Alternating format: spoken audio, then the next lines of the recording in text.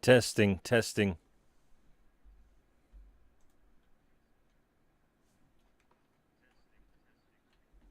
That's pretty good. This is my new boom. I guess we'll boom in closer.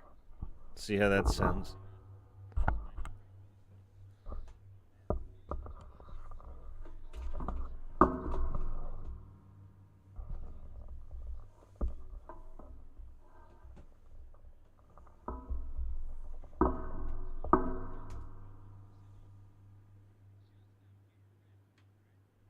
I'll figure out how to use this with the cord when I do. Uh,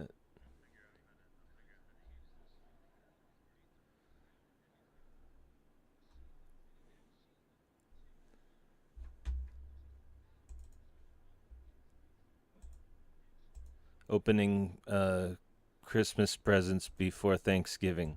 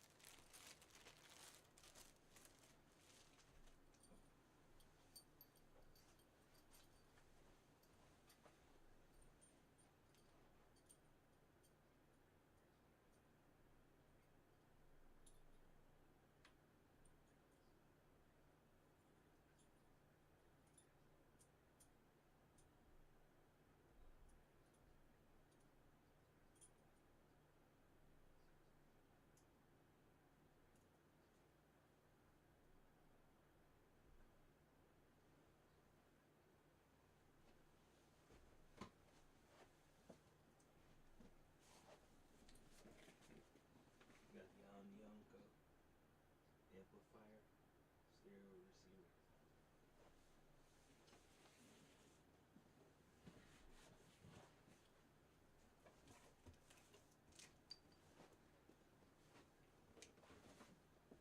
And the Yamaha subwoofer. The Yamaha speakers are coming tomorrow.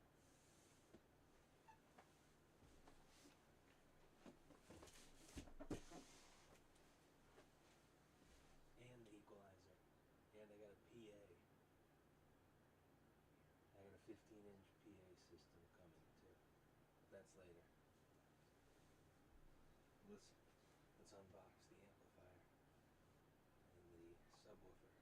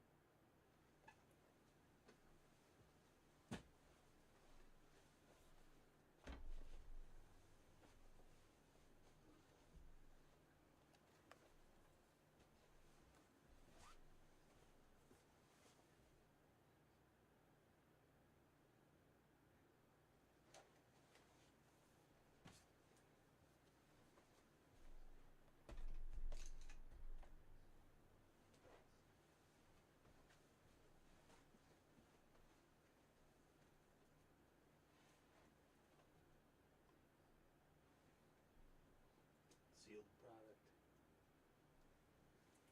Yeah.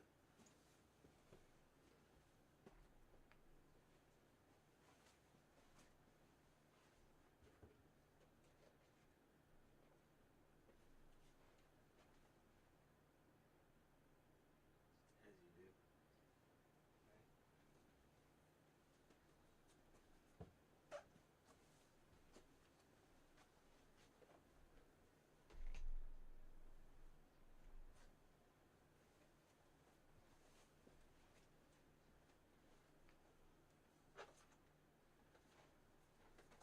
We still got some of these too. So don't forget. Don't forget we still have some of the collector packs. Those rows go back a few.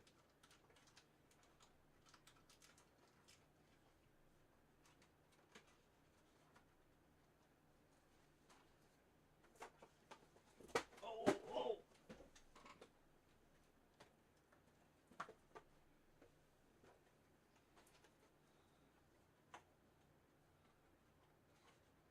Wow, dude. Wow. Seriously.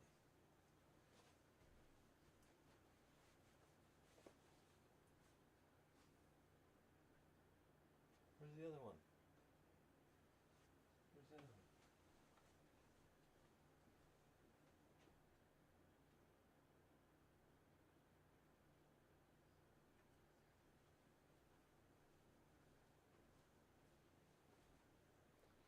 Where did I put the other one?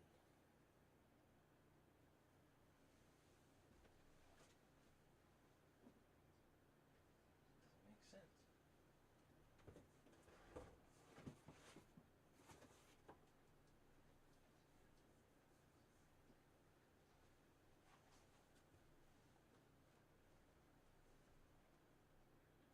Where would I have put it?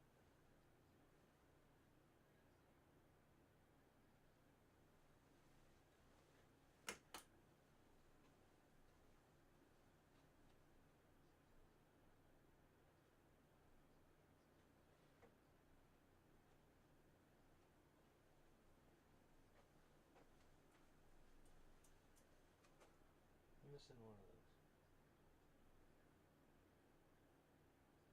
Anyway.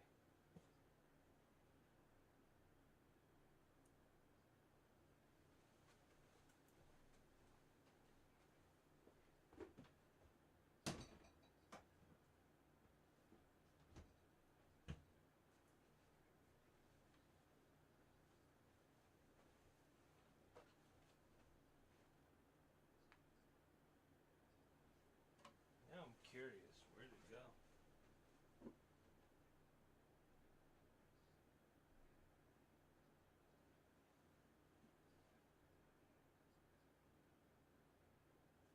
Okay, I had two of them. One was there, and then one was there. And then when I went to sleep at night, I put it somewhere. Oh, I remember now. I put it over there.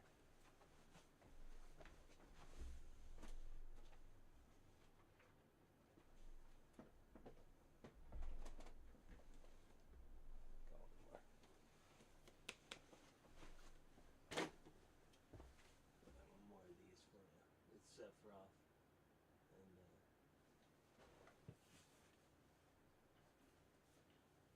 yeah. Cool. And more on the way. And more on the way.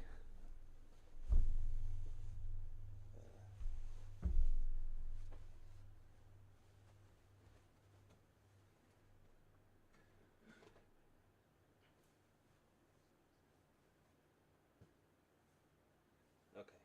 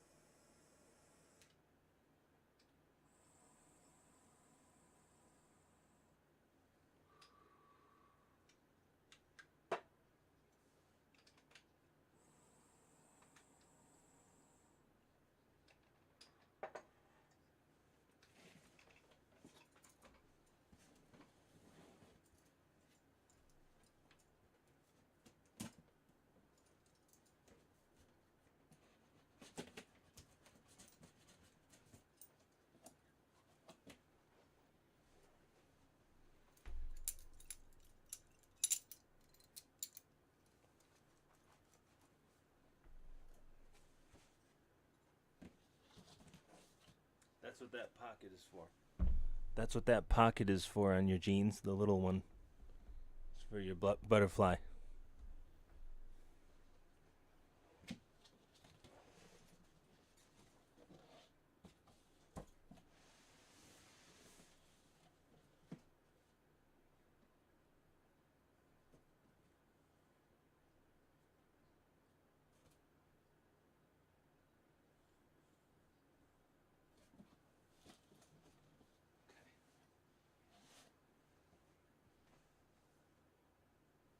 I don't want to do this.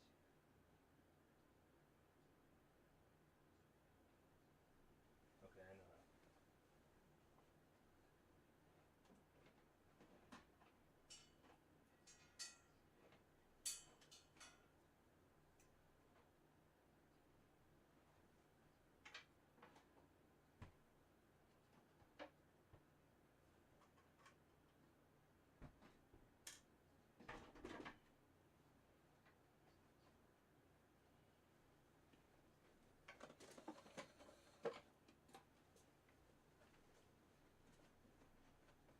Probably like there.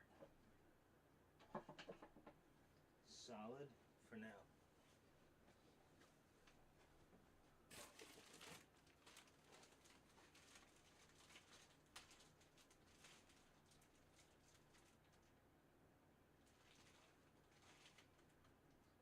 Antenna. Well, that's wild.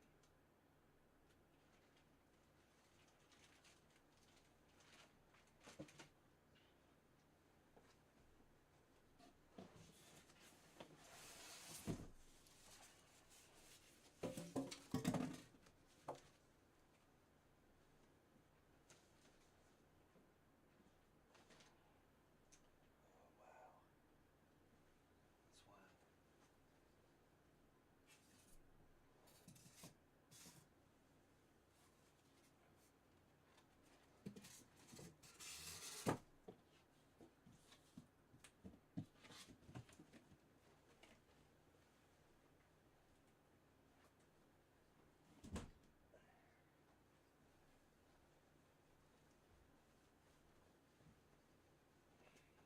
cool.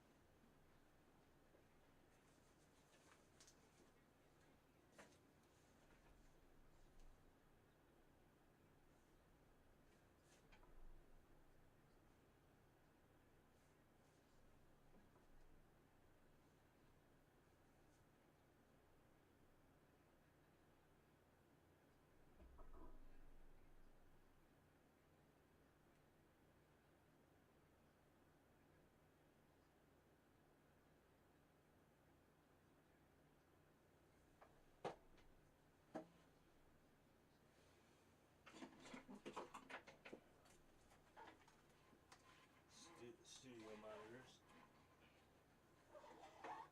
Okay. Sound check. Sounds good. Let's see here.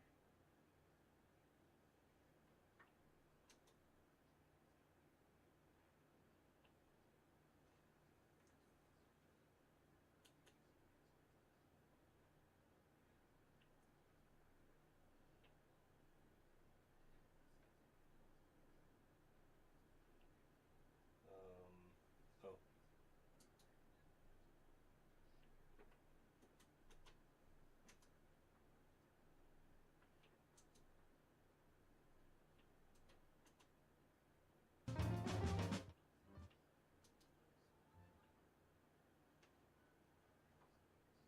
Whoa.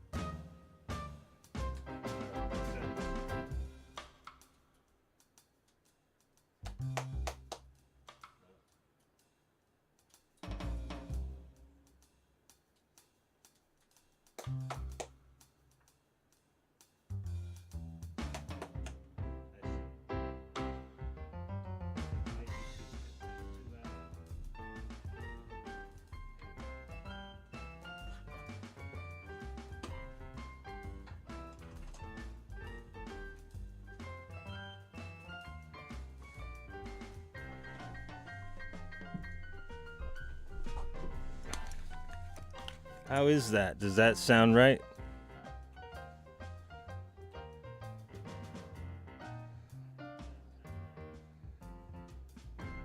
Yeah, that sounds about right, I'd say.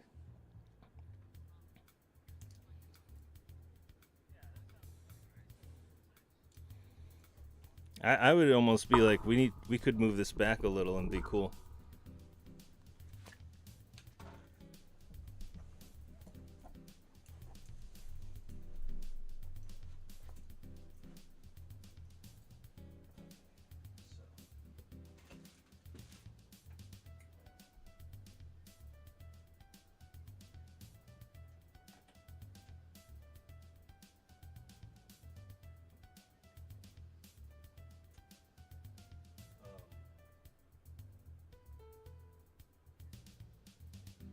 All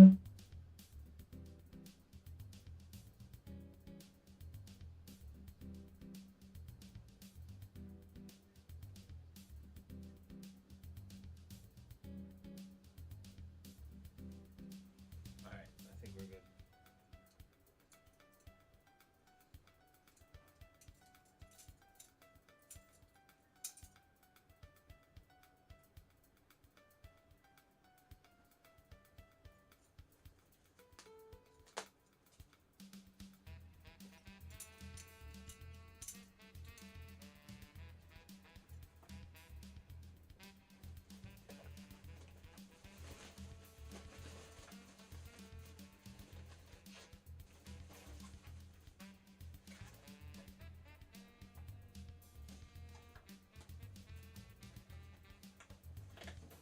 Oops.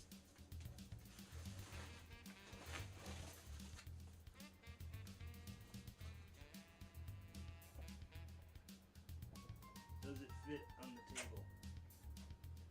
Yes.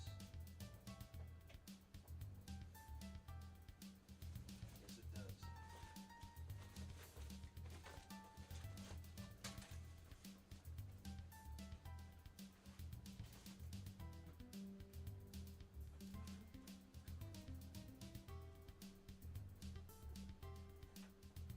Wow, very cool.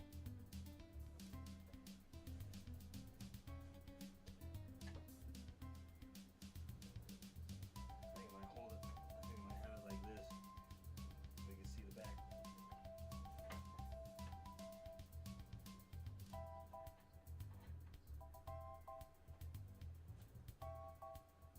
That's where those go.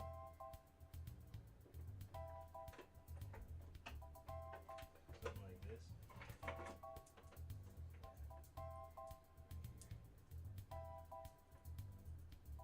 Right and left.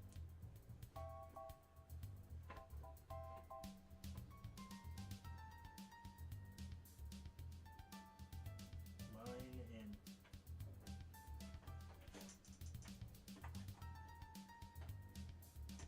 there it is. And the other cables are like this. These are what the other end of that cable looks like. These were invented in 1877 or something like that. Literally, this was invented in like 1878 or something. You don't know how long ago that is.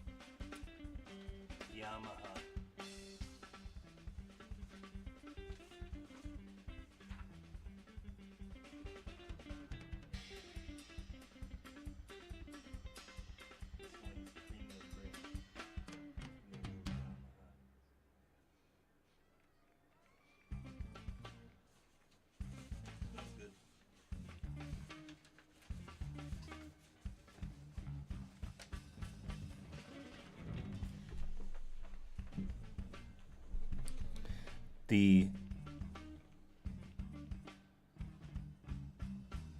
thing that says Yamaha. It even smells good. Proof of purchase. The Yamaha audio warranty.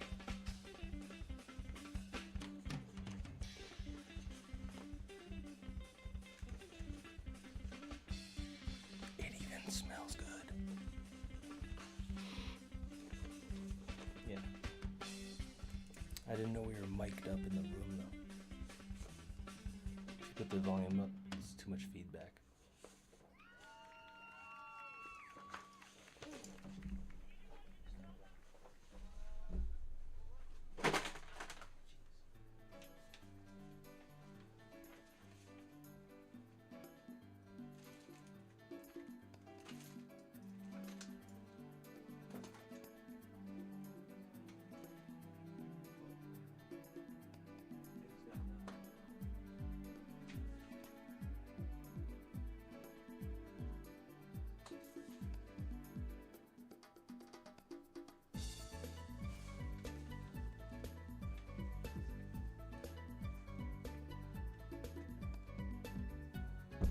Hey, I got some literature for you here.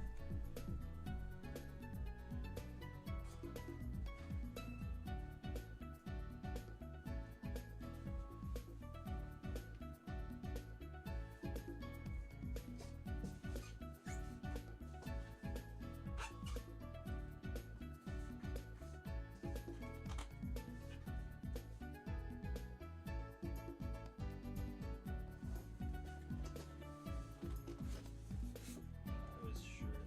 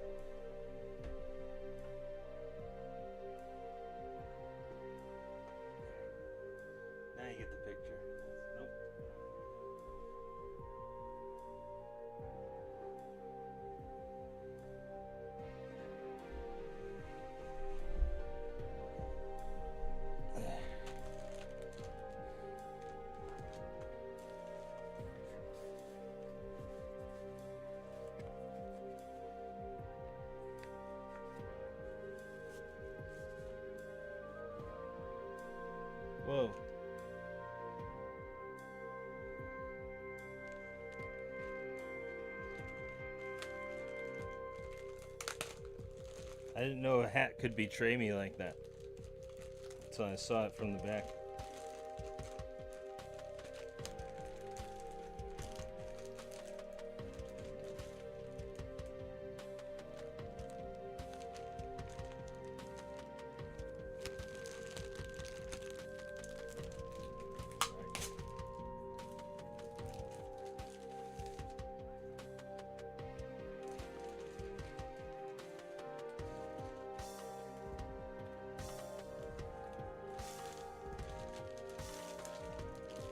We're gonna need that or not. Oh, I collect these little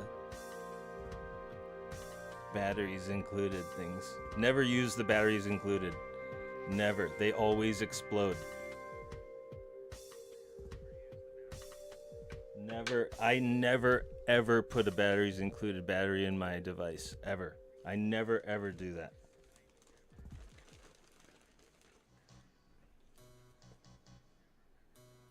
Because the only time batteries blow up is when you use them from the batteries included.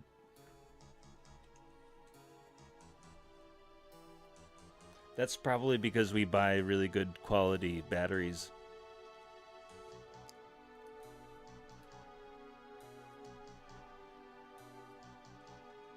This must be an antenna.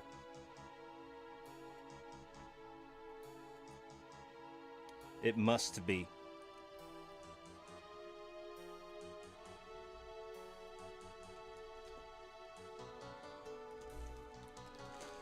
And this, I think this is an FM antenna. I actually don't know. I'm guessing on that. It looks like a cable. It does look like cable.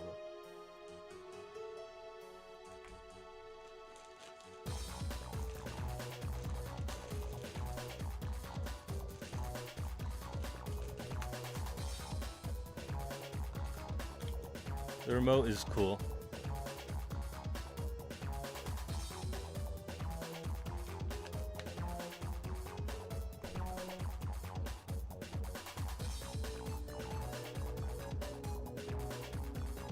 So I got the Yamaha HS4 4-inch speakers, studio monitor speakers,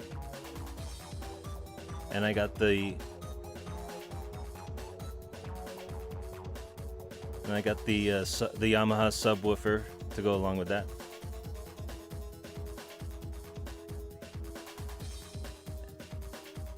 And then I also bought these DJ PA system Rockville 15-inch speakers.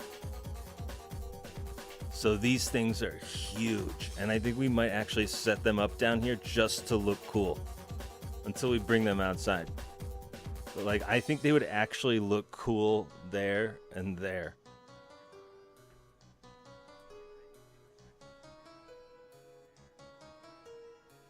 So like, I do have two 15-inch speakers coming, and that's awesome. And they have 2.5-inch tweeters. But and those are Rockville. It sounds cool. Sounds cool enough. They don't really want urban people like blasting 15-inch speakers, so they name them Rockville. And I like rock and roll. That's cool.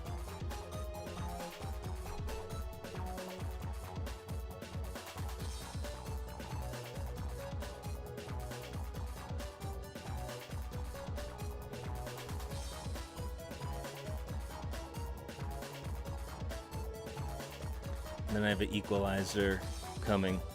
But the Yamaha speakers are 4-inch, and they're going to be what I mainly use down here. The PA will be 15 inches. If someone wants me to blast out, we can hook it up to the system. You know. But right now I'm on the Yamaha 4-inch studio monitors, and the Yamaha 8-inch subwoofer is right behind me.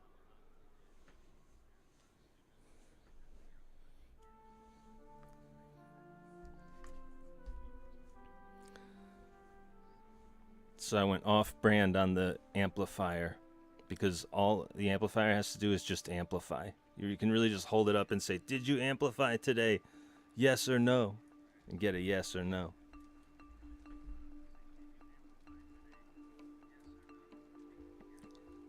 So the amplifier is really like a receiver, but what's nice is that the 15-inch speakers have a built-in amplifier.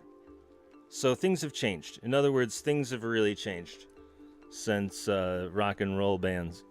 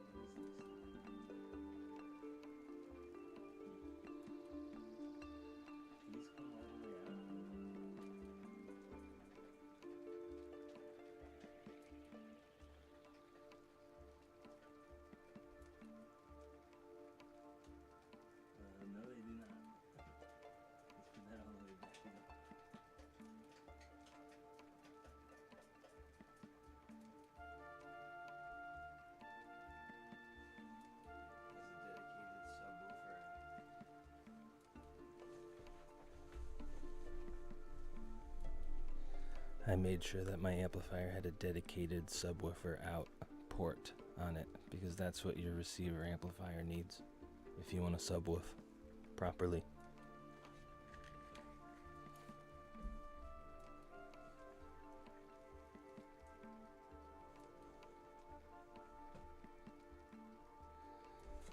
I do have the $400 microphone over there.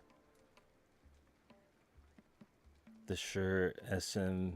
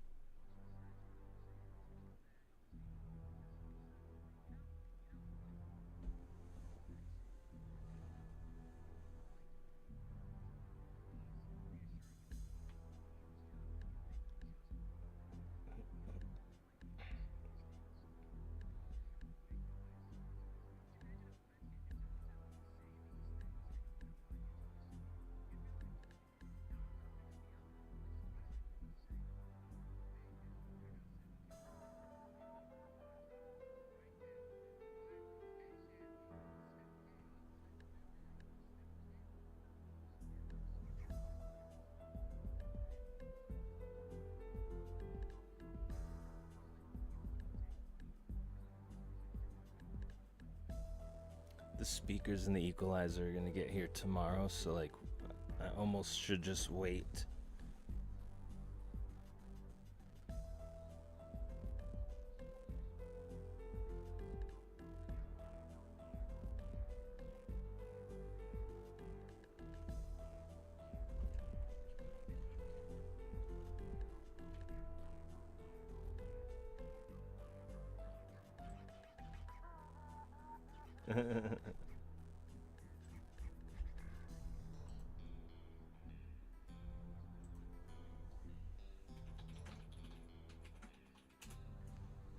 So this is the first time I've ever used a microphone on a boom in my entire life.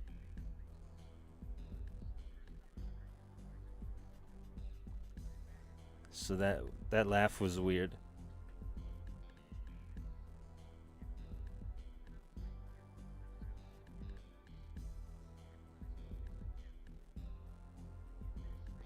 Oh, I want to do a preamplifier microphone test. That's right.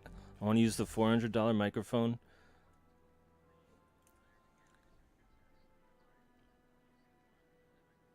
And put it on the preamplifier and hook it up and see if I can get a better sound than out of this one. But this one's $50 and it sounds great.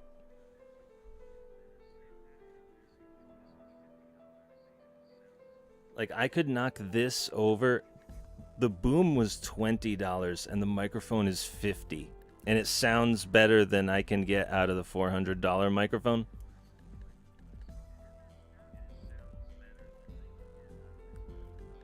and I haven't been able to get the preamplifier to work. So in theory, I should preamplify that $400 microphone and get it to sound better than this one that I'm speaking into right now.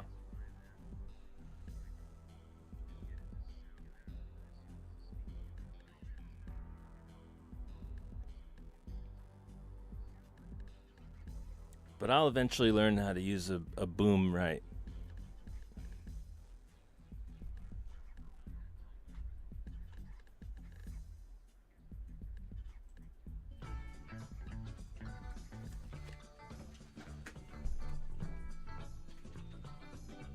Where's my sound?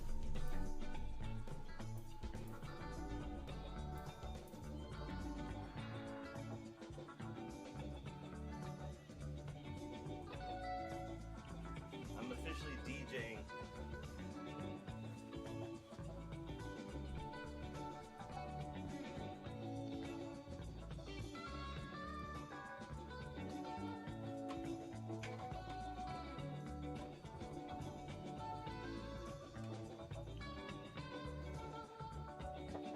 Oh, we can't even see anything.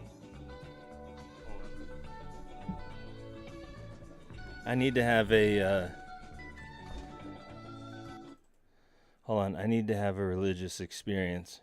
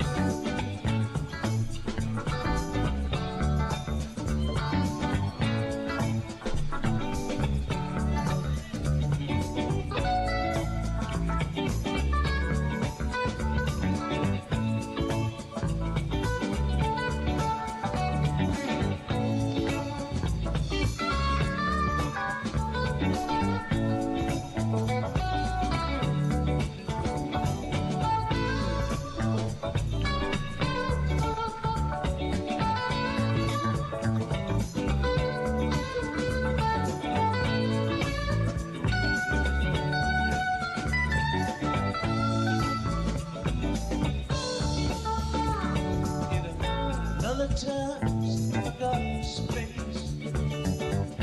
Your eyes looked from your mother's face. Wildflower seed and sand. May the moments blow you safely home. Roll away the dew.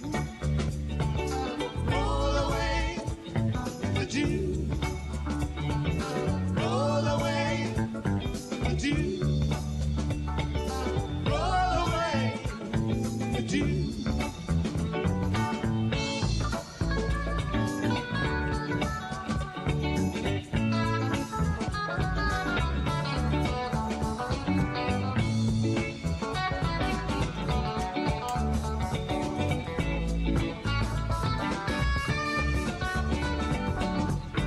Tell you where the forest strand, Franklin's tower that hangs above. It can ring to night to day, and ring like fire when you lose your way. Roll away the dew, roll away the dew,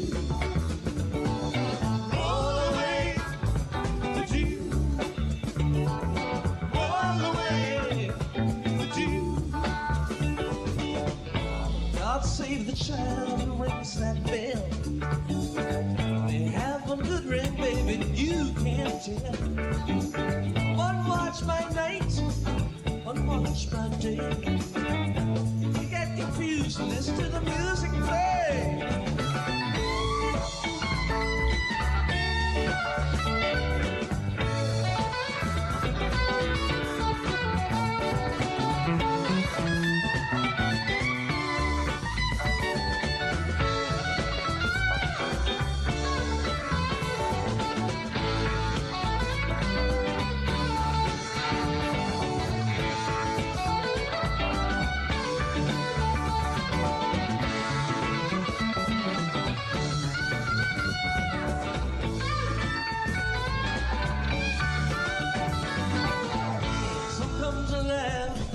asking wait.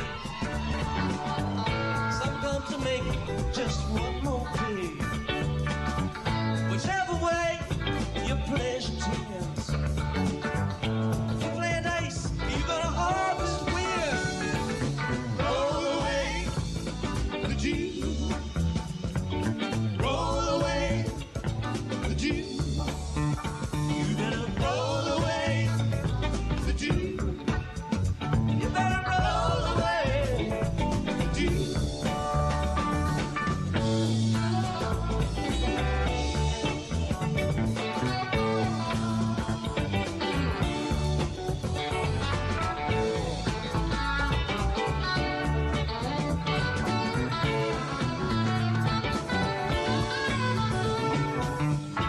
Take away falling asleep like crawling hounds, the lighthouse keep. Wildflower seed for singing. May the four winds blow you home again. Roll away the dew. Roll away the dew. Roll away the dew. Roll away the dew. You better roll away the dew. Roll away the dew. Roll away, better roll away the dew.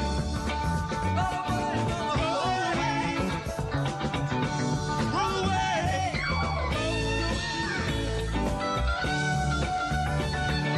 away.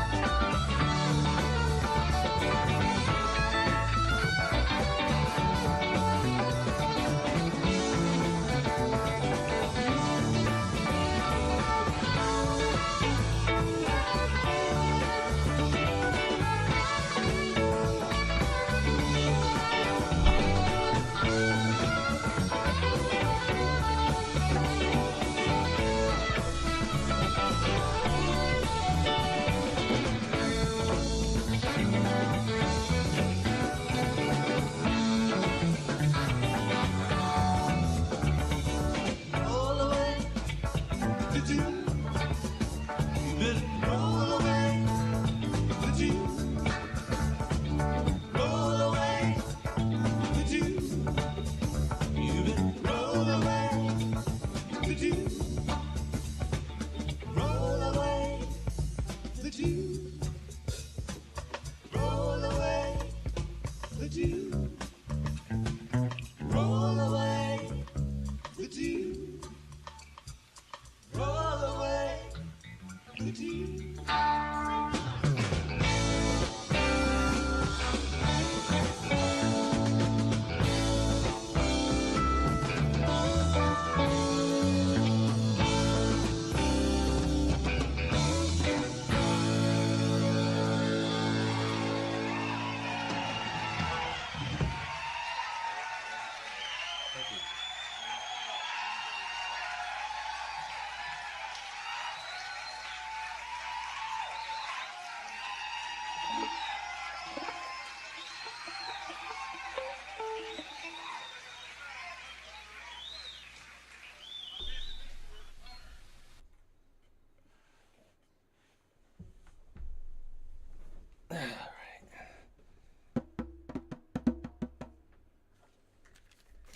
Now it's just me on the drums.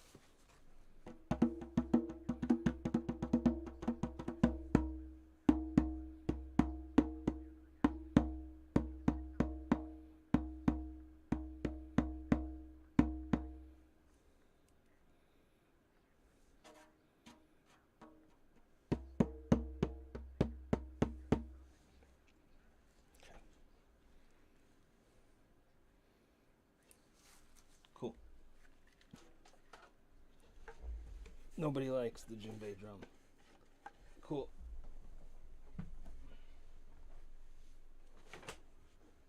Cool. No one likes it.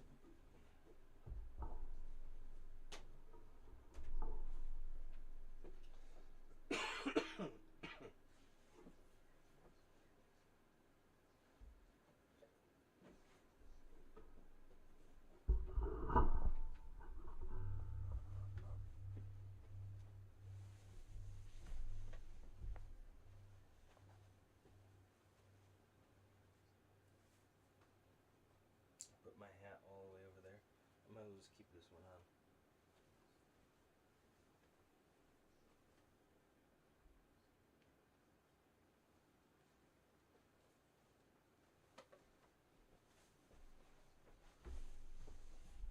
All right, let's get back to reality here. Sound check.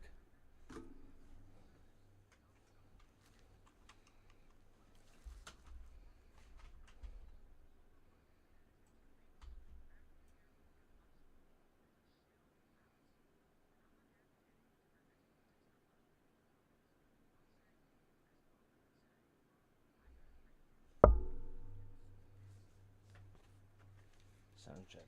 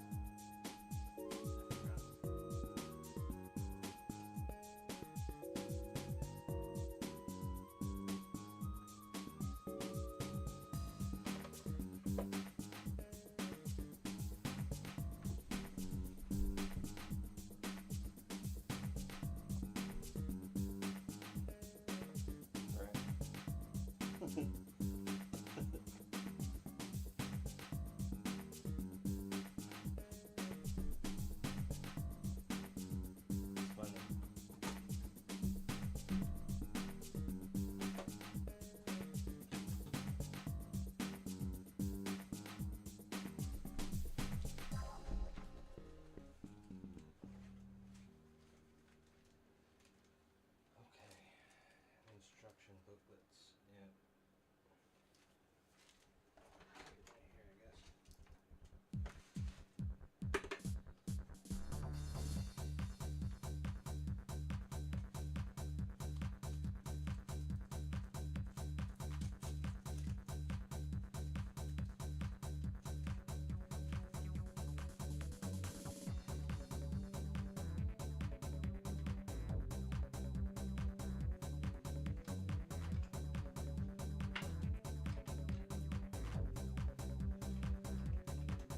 All right, let's see if this thing works. I have to actually test if this works. So might as well test it.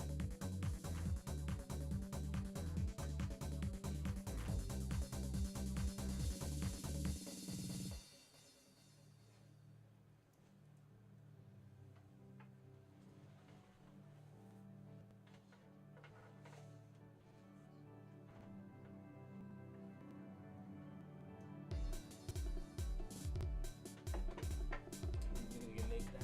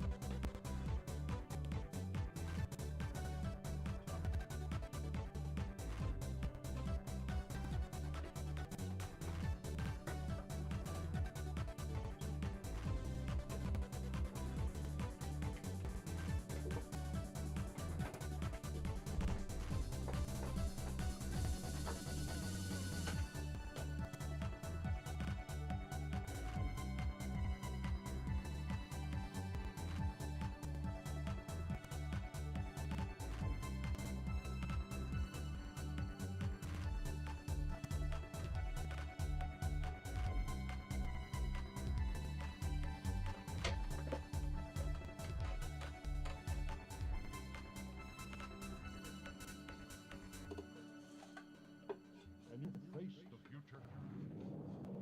Can you exist in a world of atomic war? Can you travel with the speed of sound, move through the fourth dimension, crash the barriers of space and time into another age. The time machine.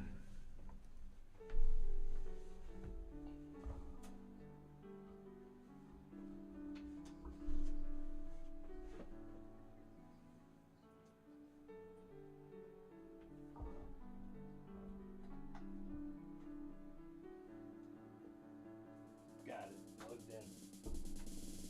Plugged it in all the way across the room.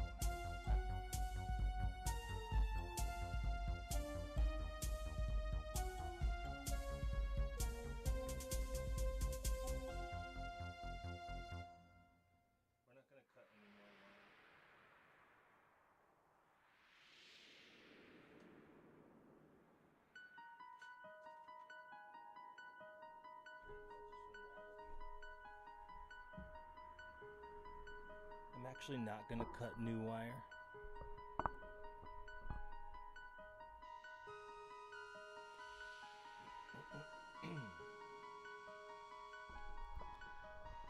Yeah, I'm actually not gonna cut new wire.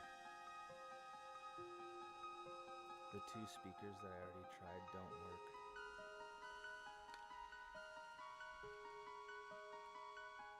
So I'm just gonna go grab the wire off of the two speakers that I already cut some wire for.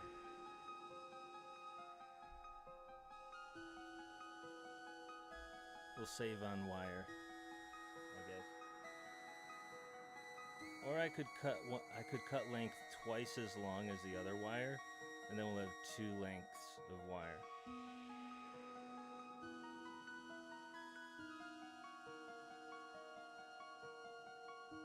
I don't think that's a good idea. I think we'll just try the other wire.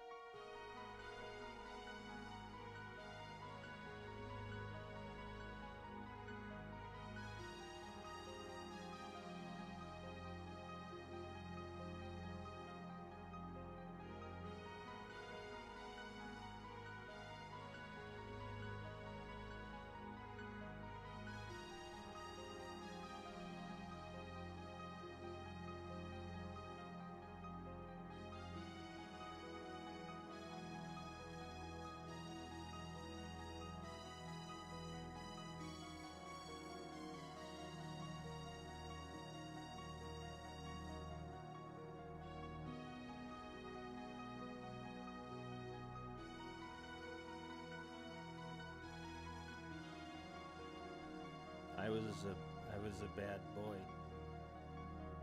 and so now I don't get supper.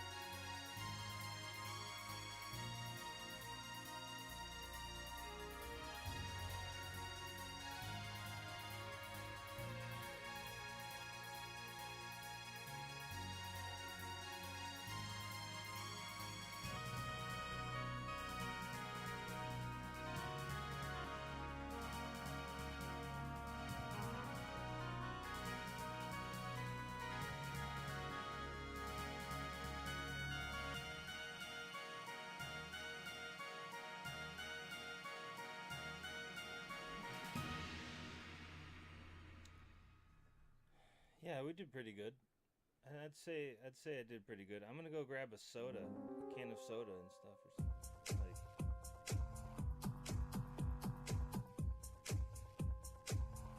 Now I just have to turn these things on and check.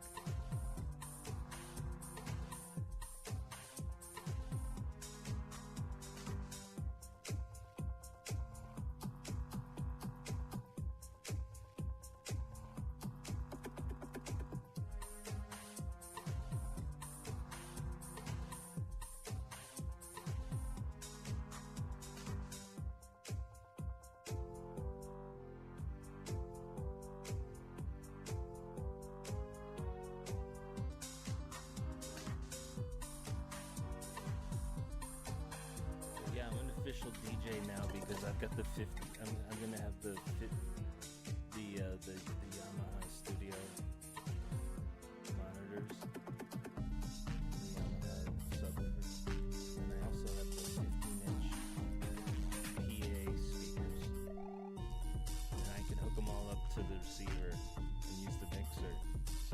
technically an official DJ now.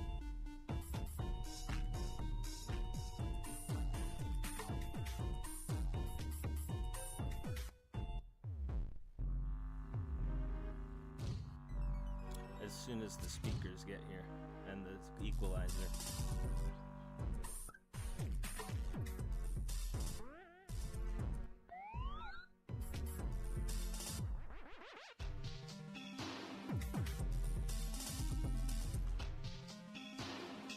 Yeah, we got these things open before Thanksgiving.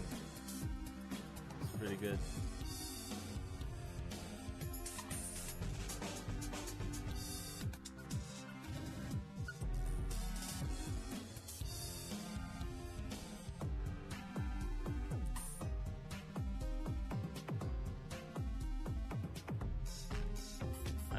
I got cotton mouth though, so I'm gonna go grab some soda and maybe some snacks or something.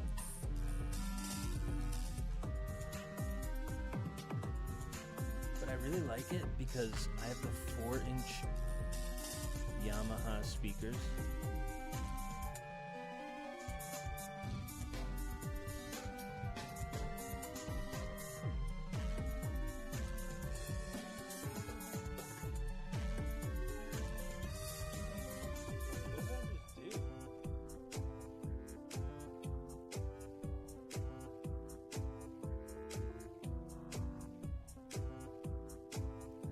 I was gonna say, I got the Yamaha HS4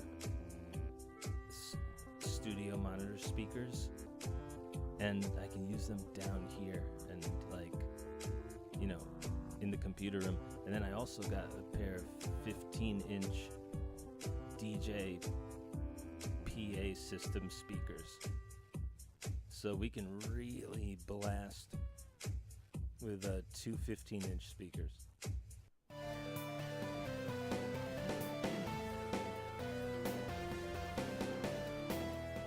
Get a drink.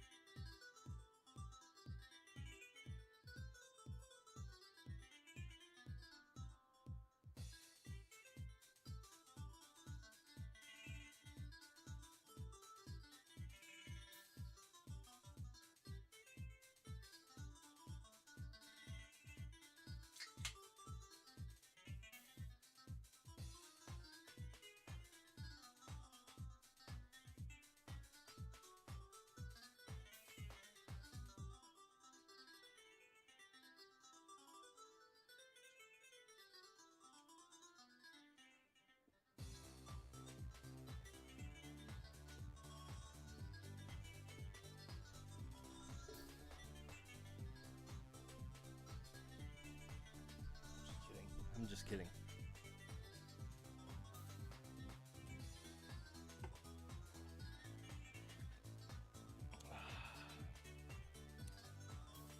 No, they smell good.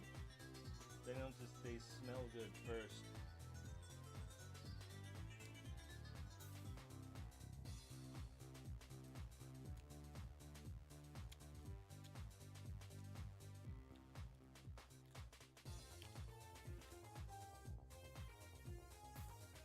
You can taste it better if you smack your lips.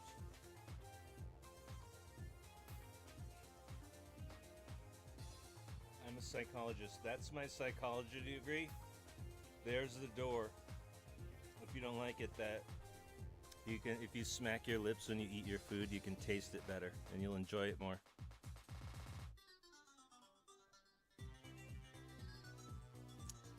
And I'll explain why neurologically within your neurons.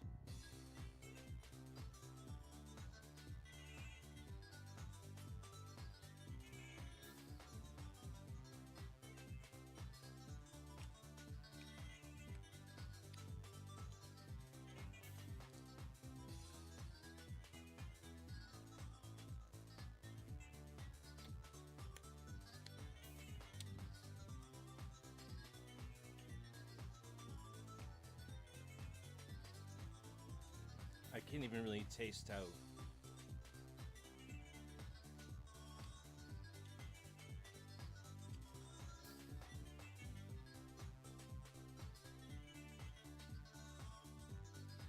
it's so much flavor I can't even really taste it.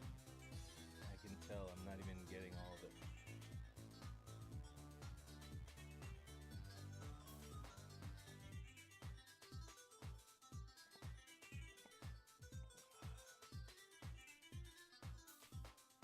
Total ambush of flavor. We're totally outnumbered. Yeah, it's total ambush of flavor and we're totally outnumbered.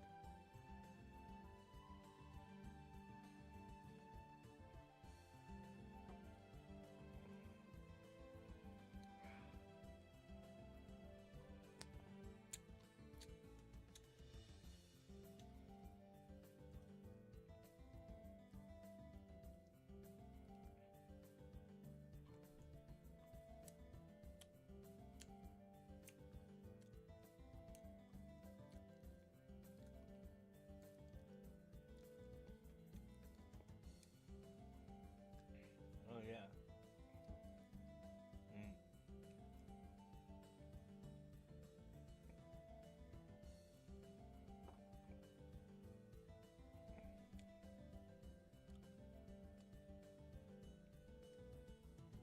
You're right. The pH of soda is like battery acid.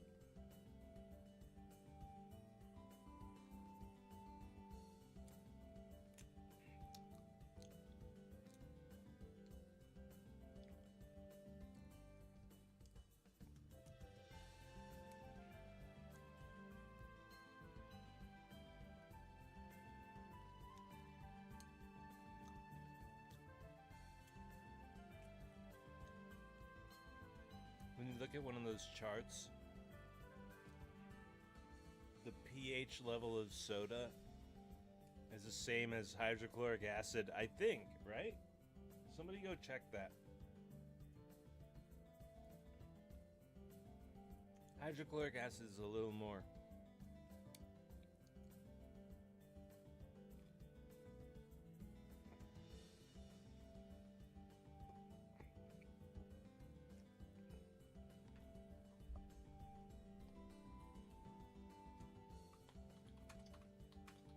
What is the pH level of soda? Yeah, it's like 2.5.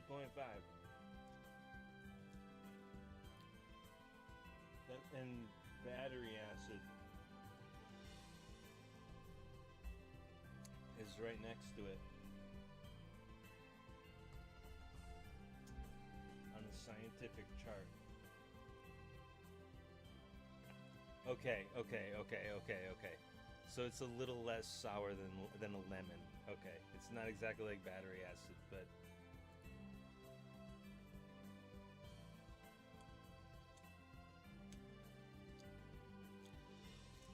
no, actually, yeah, I got my acids mixed up. Right, hydrochloric acid is 0 pH. But your car battery acid, I think, is the same as your soda.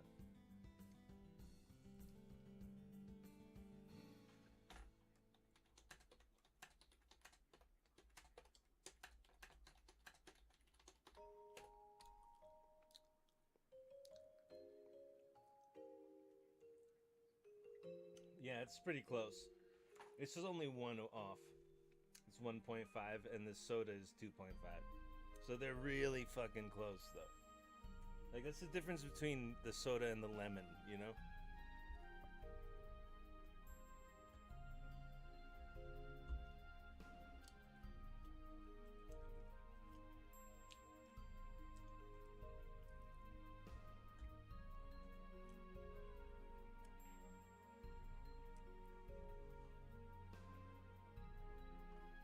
Yeah, I will cook hamburgers later, but the cookies is all I could secure in 2 seconds.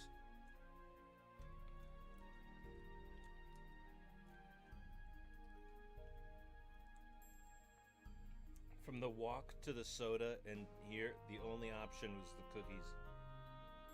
I looked for potato chips. We were out of chips, so I had to hit the cookies.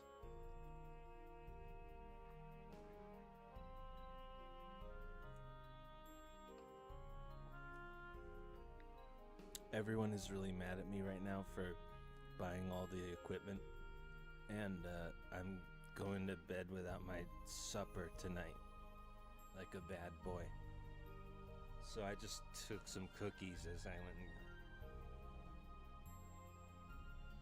No, but I'm going to cook myself hamburgers tonight when everyone goes to bed.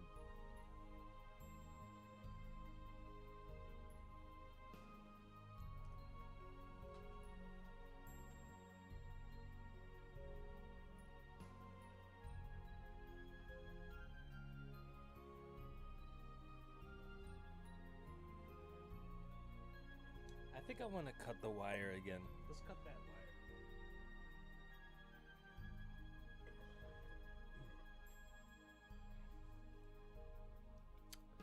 I think I'm going to cut a wire twice as long as the other wires. Yeah, that's what I'll do. I'll take the other wires out of the broken speakers and I'll measure them and cut them twice as long.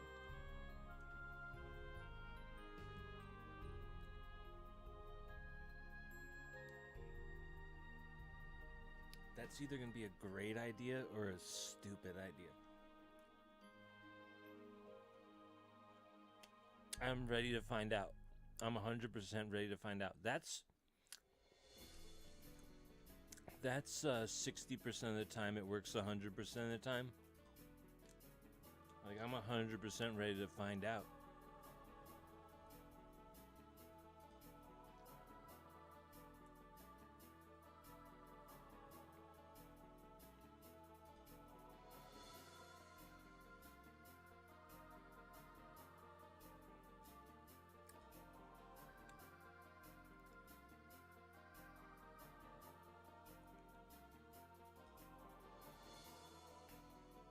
Yeah, don't quote me on that. I'm just joking around.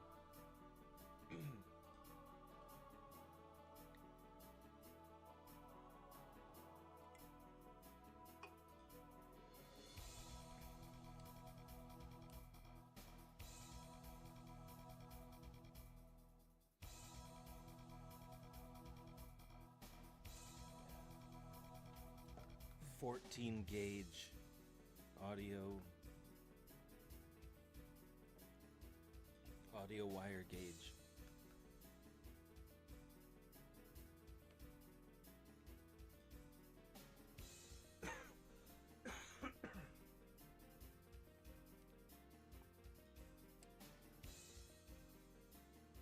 This is CCA, copper clad aluminum. The XLR cables are all OFC, oxygen free copper.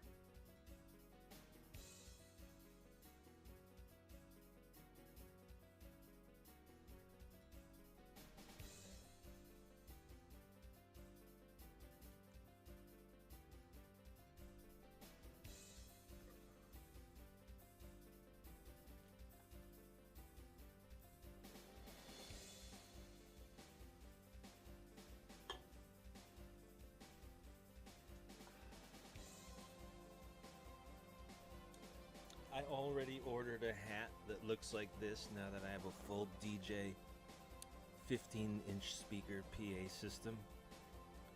And I have the 4-inch Yamaha on-brand, premium brand. You know, Yamaha 4 inches studio monitors for the studio here.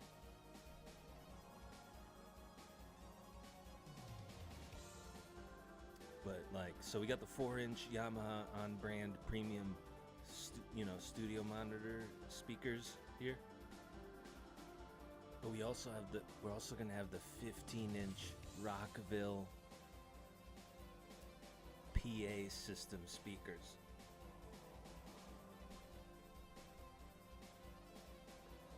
So I'm technically a full DJ now, as soon as the speakers get here, both sets.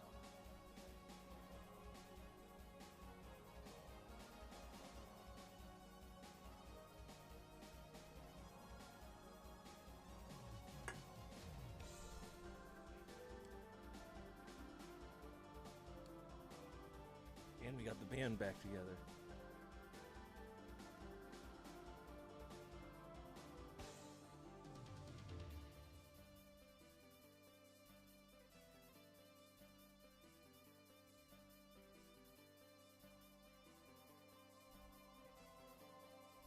I bought all these Final Fantasy Magic the Gathering though, because I want to open them for the rest of my life.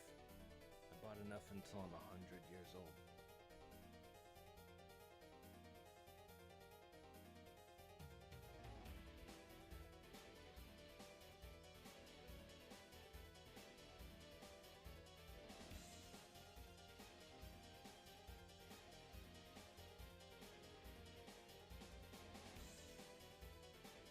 I never do that, by the way. I wanted to explain that I never ever buy a bunch of boxes of Magic. It's just when they did the Final Fantasy, I had to grab them all a lifetime supply.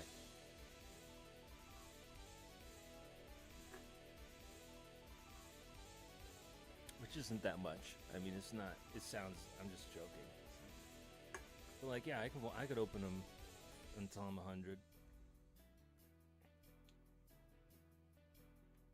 If you buy if I bought 2 boxes, I could open one each until I'm 100 years old, you know. So like we got a little more than that. I could open like 4 a year until I'm 100 years old, once every season change.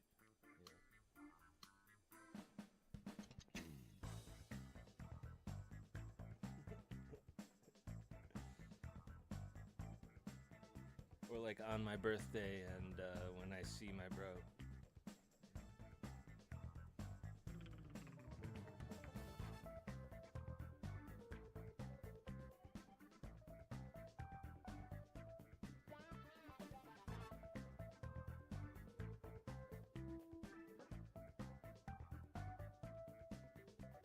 And they're cheap. Right now the boxes are cheap.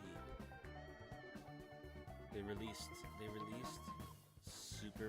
Spider-Man, and they released other stuff, Teenage Mutant Ninja Turtles,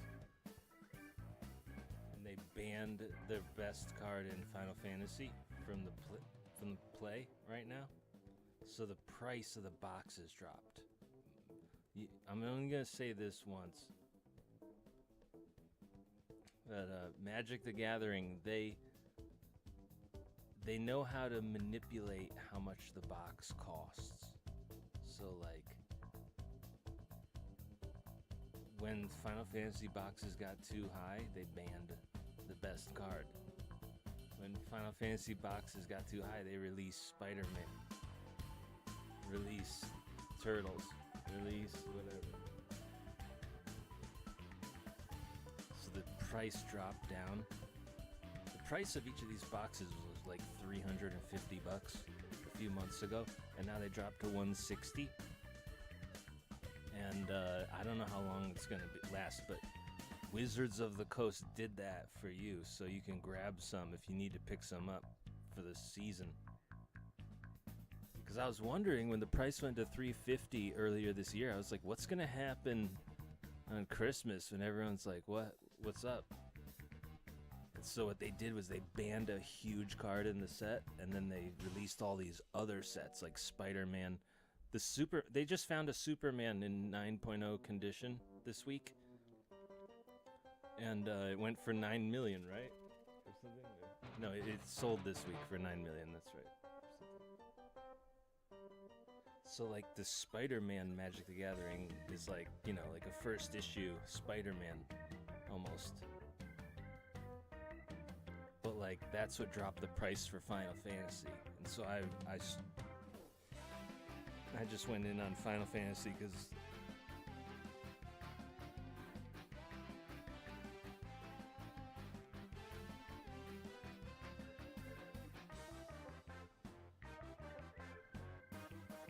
it's got Cloud on it. I bought every single thing that has Cloud on it.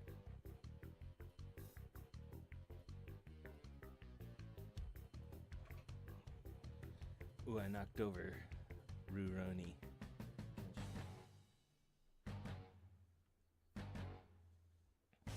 But I got the other new, I pre-ordered a new one with the Final Fantasy VII thing. So we got another one of these coming with an even cooler looking thing. But as long as it has Cloud on it, it's valuable to me and to others who look like Cloud.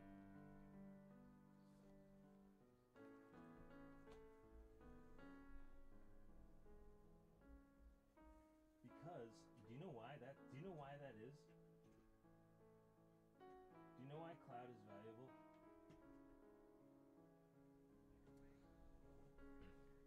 Do you know why Cloud is valuable?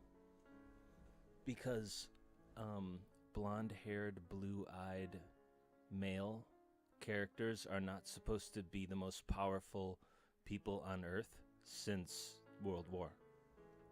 And so that's why Cloud from Final Fantasy VII is like it's like an icon, it's like a symbol, it's like a very special exception. And that's because of people like Jeffrey Epstein. I'm just saying that like people like Jeffrey Epstein and the people who hire Jeffrey Epstein, they're not blonde-haired, blue-eyed people, they're something else. And I'm just saying that like when they hire, you know, Hollywood people to, you know, be on TV every day or be in a movie that everyone is going to go see, generally the rule of thumb is the blonde-haired, blue-eyed male is not allowed to be the most powerful person since World War. And so now Cloud, and what's funny is that in 1997, Cloud appears on the scene, you know, and there's Mako energy everywhere. It represents nuclear, you know. But that's why like anything with Cloud on it is like extremely valuable because they're not allowed, because blonde-haired, blue-eyed men are not allowed to be on the cover, you know, representing the most powerful person on Earth. You know, via Jeffrey Epstein. What I'm telling you is that there is a person who makes those decisions, and it's permanent until they're exposed, like what you said.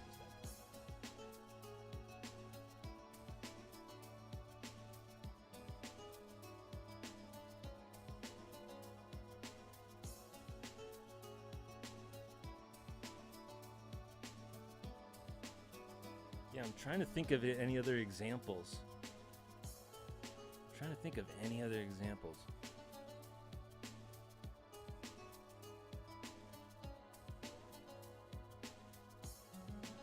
Right? Mario's got black hair.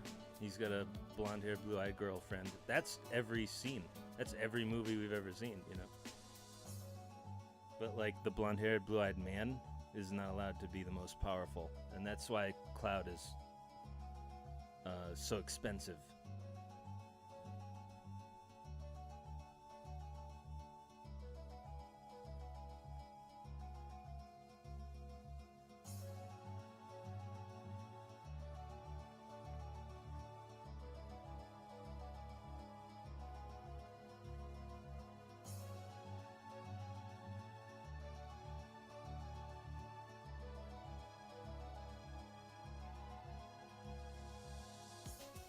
trying to think of any other examples where a blonde-haired, blue-eyed man was like the most powerful in the story. Can you think of any? I can't even think of one.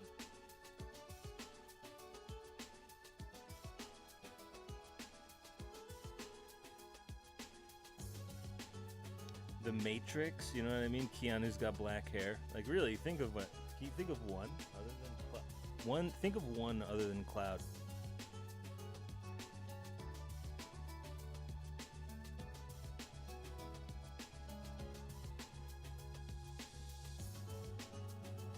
The only thing I think of is Leonardo DiCaprio, you know, in The Wolf of Wall Street, and I've never even seen that movie, you know, like, and he's like half Italian, right?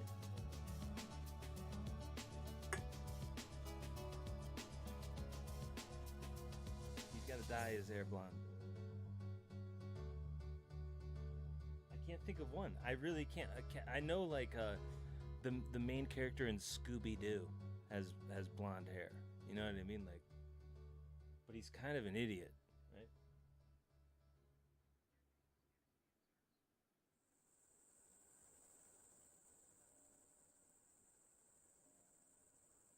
Superman, black hair. Really, think of one. Can you think of one single one? Oh, the Super Saiyan, but, you know, Goku has black hair, and then he turns Super Saiyan. Yeah, I'm looking... Kroll. I think in the 1980s, Kroll was the last one.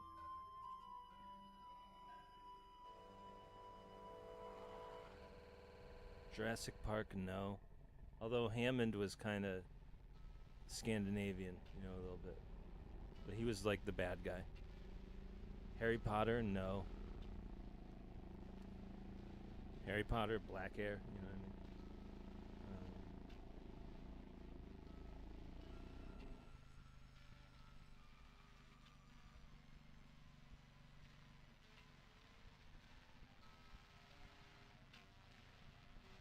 Rurouni Kenshin. That's why I love Rurouni Kenshin. Red hair. I just solved it.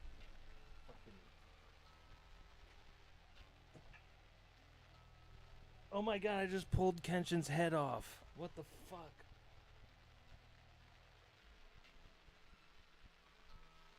What the fuck was that?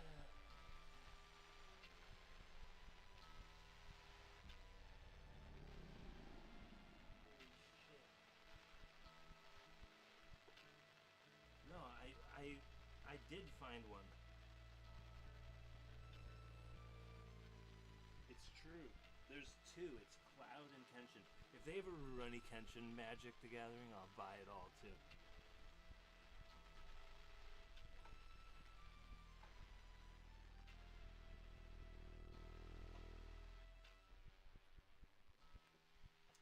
That's why it's funny for that other Kenshin to be black. Because, like, Kenshin is famously one of the only red-haired superheroes who's the most powerful in the stories.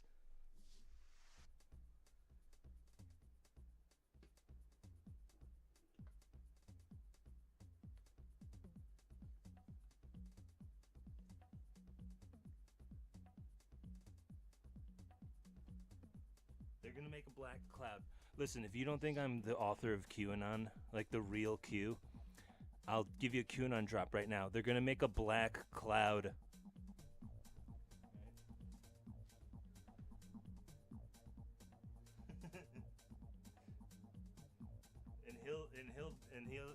and he'll be having a sad day because he'll have a black cloud over his head.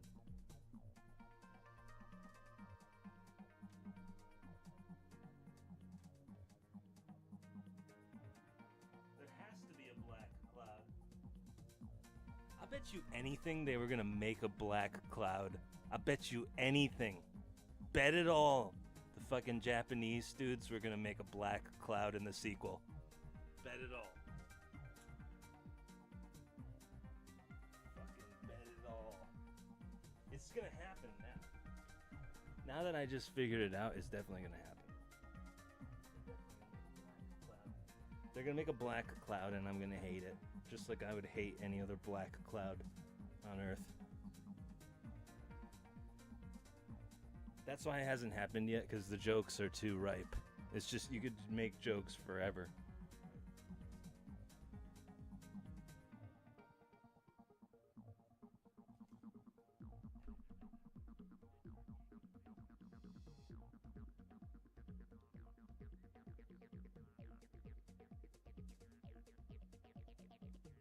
You don't have to like a black cloud. That's really the moral of the story. It has to be, if they do in the remake, the end of the game, you don't have to actually like a black cloud.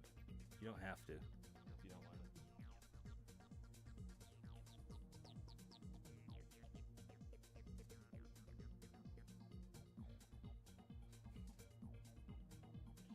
to. At the end of the game, they just have a choice to let him die or not. And be replaced by a white cloud. At the end of the game, you have an option to have black cloud die and be replaced by a new white cloud.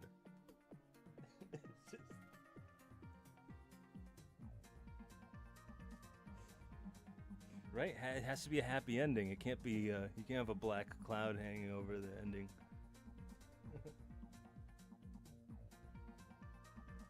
Alright, we'll give it up.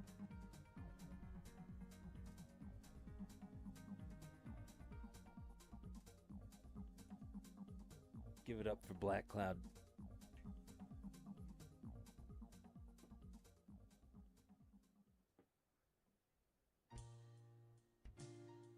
No, but seriously, all jokes aside, that's why White Cloud is so expensive.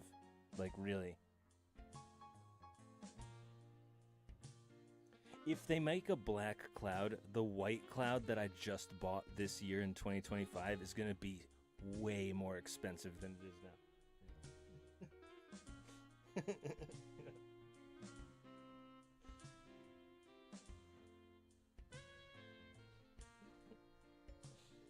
How could it not be? That's what you really have to ask yourself. How could it not be?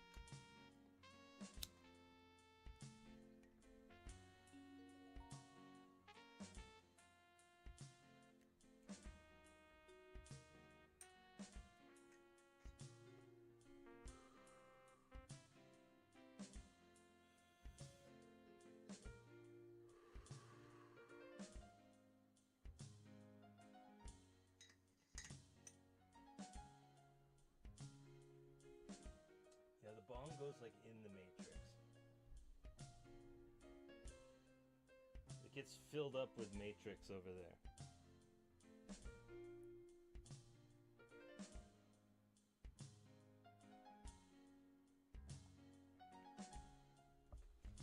I love how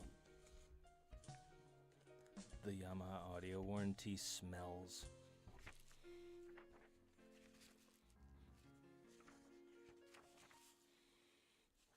Yamaha premium brand. Right. Smelling right on the warranty.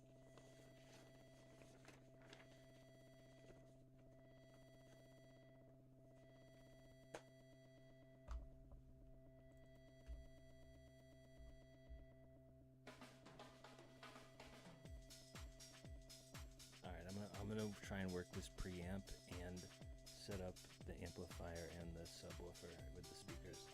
And I'm gonna cut 2 lengths of wire twice as long as the other lengths that I just cut.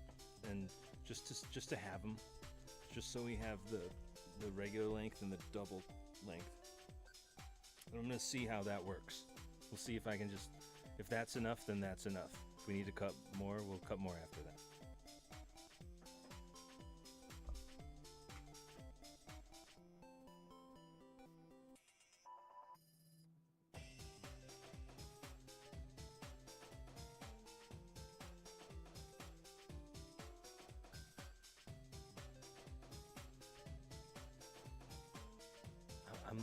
I'm learning all this sound equipment, and I'm gonna DJ. I'm not gonna go DJ around my town, you know, put an ad in the newspaper that a DJ, and you know, so they can hire me. But I will do private parties. Like, if there was a level of private party that was even more private than private, that's what I might do, you know, like not to mention the production. Not to mention we're going to be doing like production stuff. You know, sound engineering, experimental sound, and making a video game. One day in my life, one day I'm going to make a video game.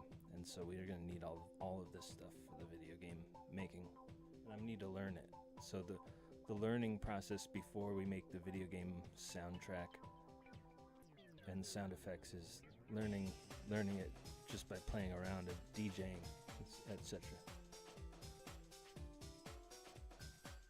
But now is the time.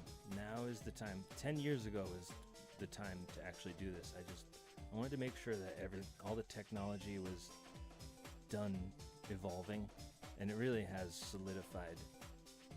Like the video cards on computers are still competitive, but the sound equipment nowadays is all just standard, you know.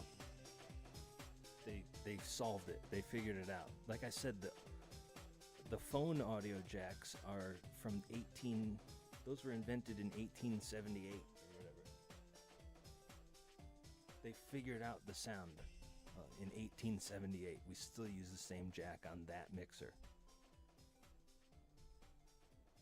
So, you know, I'm going to learn it, and then I'll know it, and then we're going to use it later, too.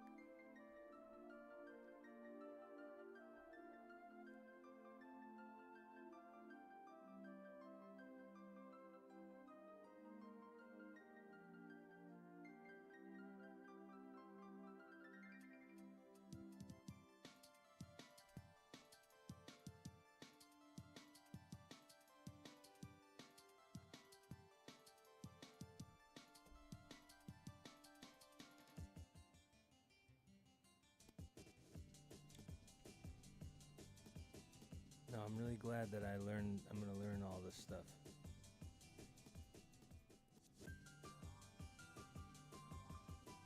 I'm definitely not going to be a DJ for hire, but I'm definitely going to use this stuff for the rest of my life, whatever I'm going to do.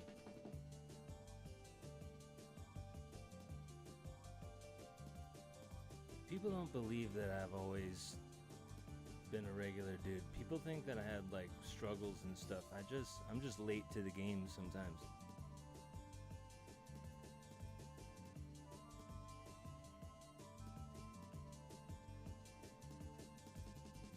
You could get really confused being like, why didn't he do this until now? And it's just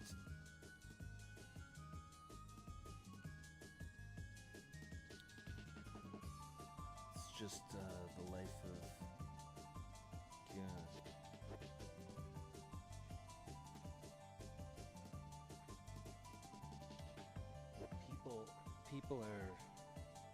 people don't believe it's me. That's all you need to know about their issues with me.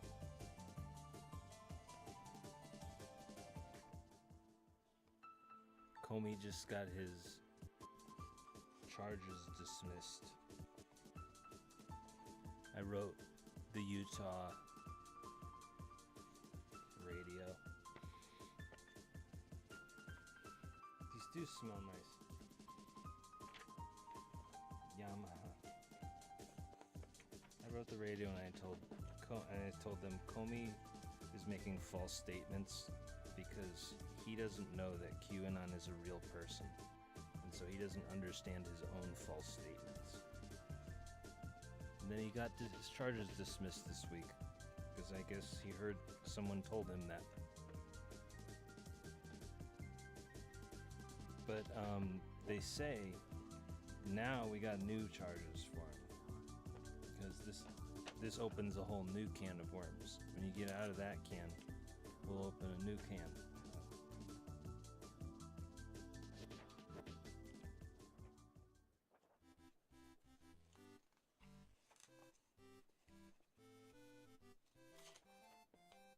people can always revert to not believing in me, too.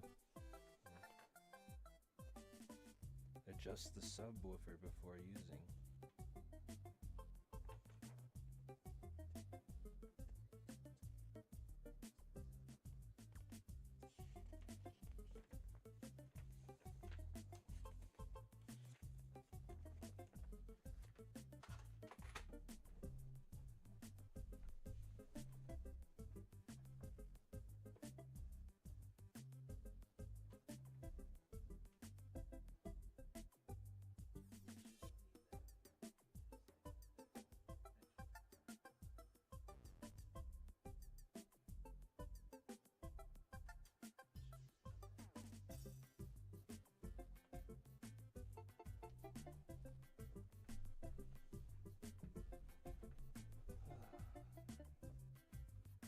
Yeah, so this is the earliest I've ever opened presents of any year ever.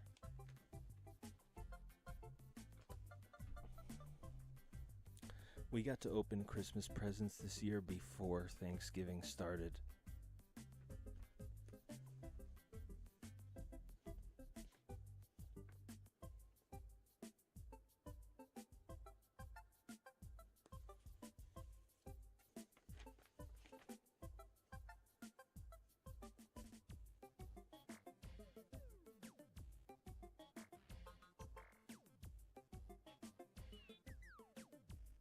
I'm glad because I got the Yamaha speakers. They're 4-inch speakers. The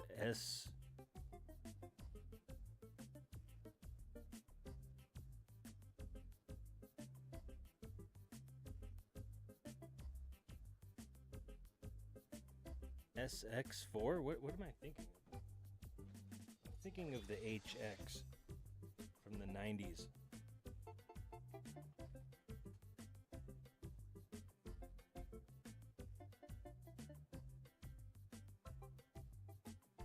HS, that's right, HS4. I got the Yamaha HS4 powered studio monitor speakers and the Yamaha subwoofer. And both of those are on brand, premium brands, Yamaha. And I've never owned them. I've never owned professional premium brand studio monitor speakers and subwoofer. But I also have these 15-inch DJ 15-inch speaker DJ sound system coming as well from Rockville. And I figured Rockville, you know, it sounds like rock and roll, like, yeah, those guys are going to be better than, the other stuff, which doesn't sound as cool.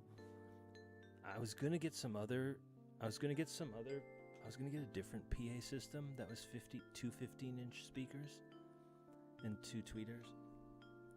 But they made other stuff. They made furniture, they made home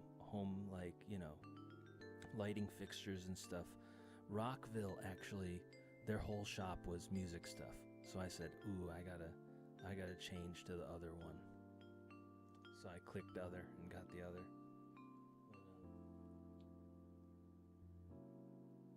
Yeah, Rockville. The reason why you can't buy 15-inch speakers very easily is because they do not want urban folks who like rap music to be playing very loudly. And so if they name like the best 15-inch speakers Rockville, there are some hip-hop artists who just can't stand, rock and roll or country music or whatever, and they'll just be like, I can't even be seen with those, These people out in them streets will knock these speakers over, or whatever. But that's why it was kind of difficult to get them. But Rockville, yeah, I got the 15-inch DJ PA system speakers. So those are 15-inch speakers with 2.5-inch tweeters. Those are for like a big, if I ever need to have big sound, and I might just put them up down here just to look cool. But if I ever need big sound, I do have the Rockville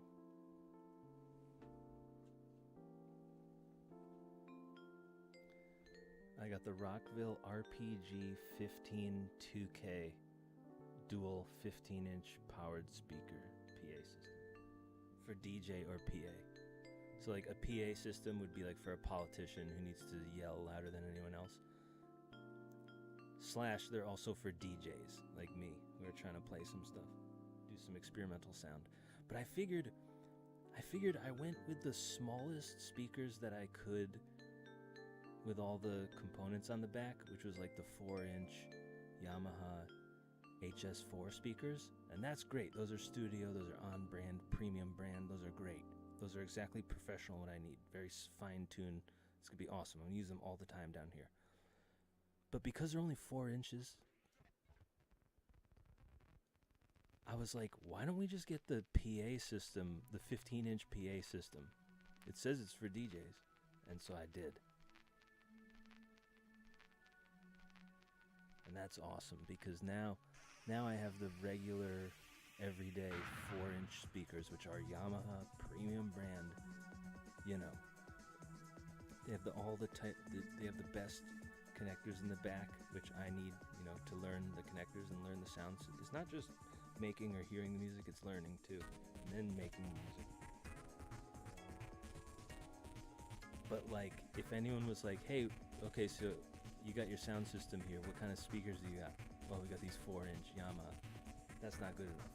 So I got the 15-inch Rockville speakers, and they had the square root of the sine wave or something. There's three ratings for PA speakers, and the lower rating matters the most, and it was 375, which was higher than the 3,000 watt ones. Point being, I got the right one.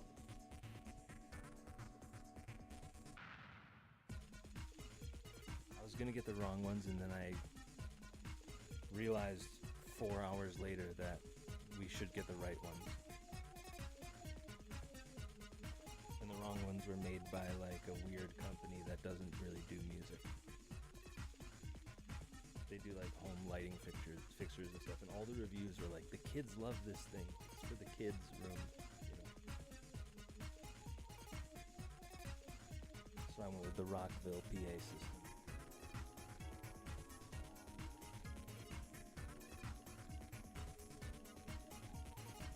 Then I have the equalizer coming, which I've always wanted an equalizer. Now apparently you can turn down, up and down different frequencies of all the different little columns on the equalizer, but I just want to watch it move.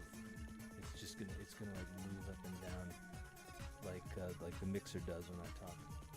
Why isn't the mixer taking away hearing?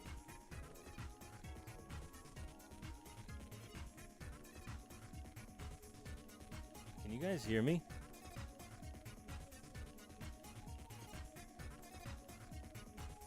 Oh yeah, you can hear me, but I don't see the mixer move anymore. The mixer was moving up and down. I was watching it, and now it like stopped. Okay, so I guess what happens is that sound mixer is the Yamaha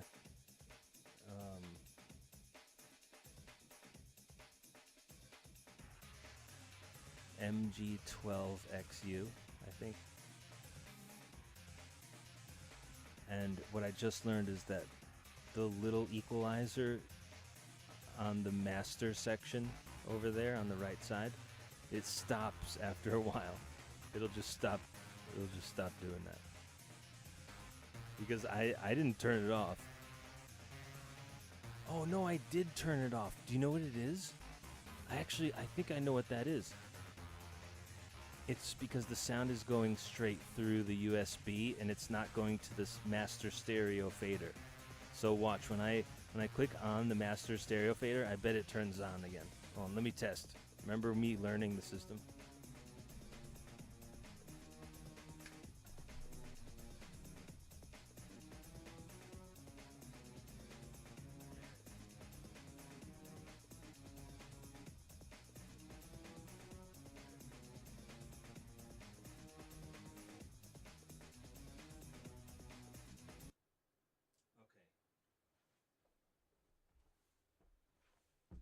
Now that should work, but there was a reason I had it turned off. It's because I don't actually want that on. But yeah, that little equalizer down there. I bought an equalizer. Big.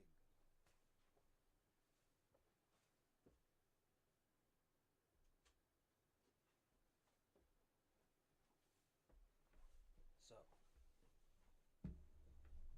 the little equalizer, the little 2-column equalizer on the right side of the master section of the Yamaha MG12XU soundboard, it doesn't turn off after a while. It's just, I turned off the master fader to the stereo output.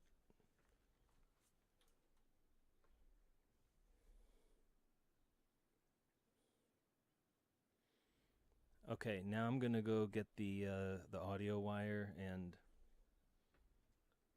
I'm gonna cut a length of audio wire twice as long as the ones we have, just so I have two lengths: the regular length and the double length. And then I'm gonna hook the subwoofer up to the new amplifier stereo receiver that I just got and test to see if the subwoofer works. I haven't tested whether the subwoofer out works, but it has a dedicated subwoofer out jack, so we're 99% sure it's gonna work.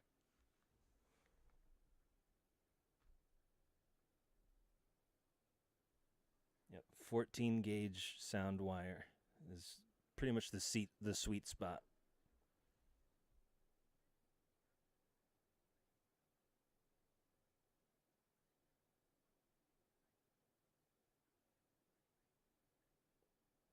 Like, it's thick enough for bigger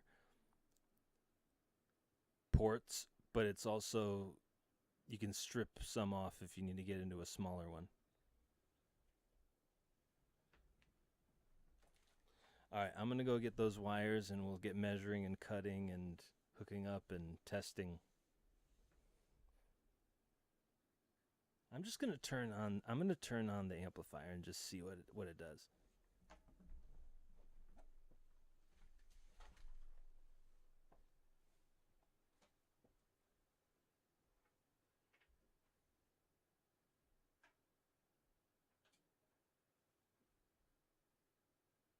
Cool.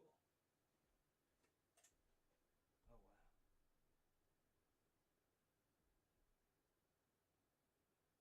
It made noises.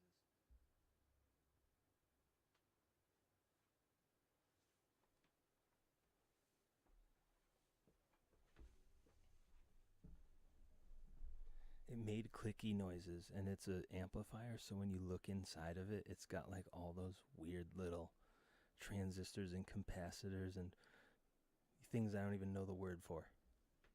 Those are the most impressive. It doesn't even look like a computer in there. It looks like a science experiment. That's audio. That's how much different the technology audio can get from like a computer printed circuit board.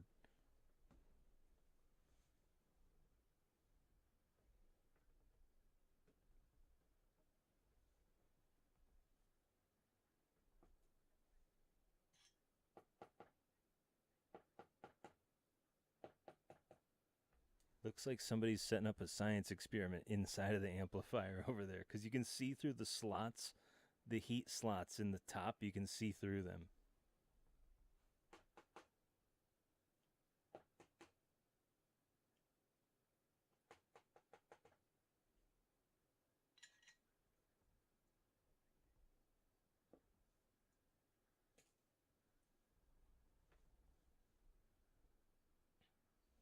But really, tomorrow is when the HS4 Yamaha studio monitor speakers arrive, and the equalizer.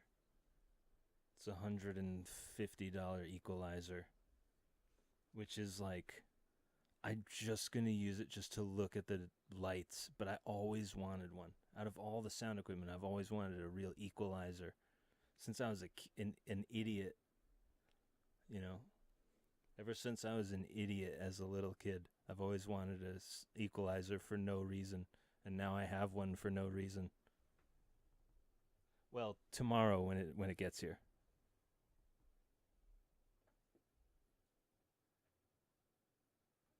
But we're still going to test what we can today, and then tomorrow we're really going to test. I'm going to need to leave the house. The best part about the 15-inch speaker that are coming is that I'm going to need to leave the house to use them. Now, apparently you can use them in the basement if you want it to get really loud. So the other 15-inch PA speakers were Go Flame, and they were 3,000 watt 15-inch PA, but they were made by a really weird company. It's not a music company. It's a furniture lighting fixture company. So I looked at the Rockville 15-inch, and they have a higher low. Hold on, let me look what the fuck I'm talking about. Hold on. Let me move the microphone here and let me tell you what I'm talking about.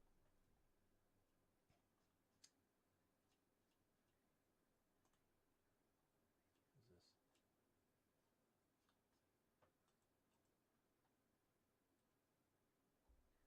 Here it is. The RMS, which is the root, the square root of the...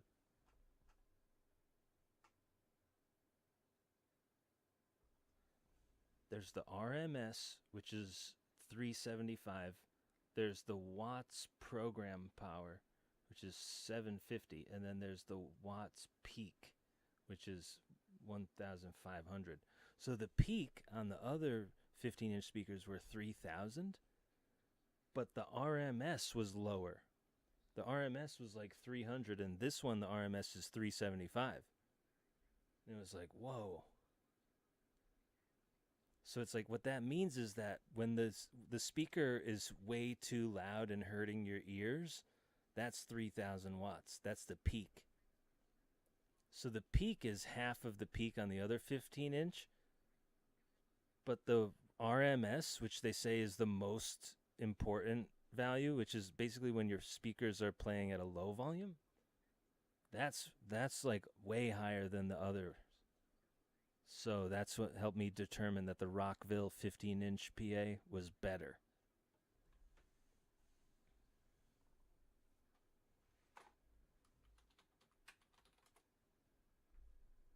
The root mean square.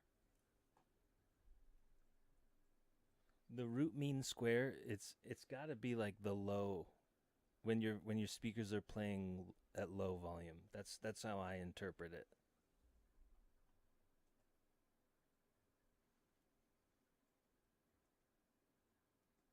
I guess it's like your engine at idle. Like if you turn your car on, if you start your car engine and the gas is at 0, it might be idle or something.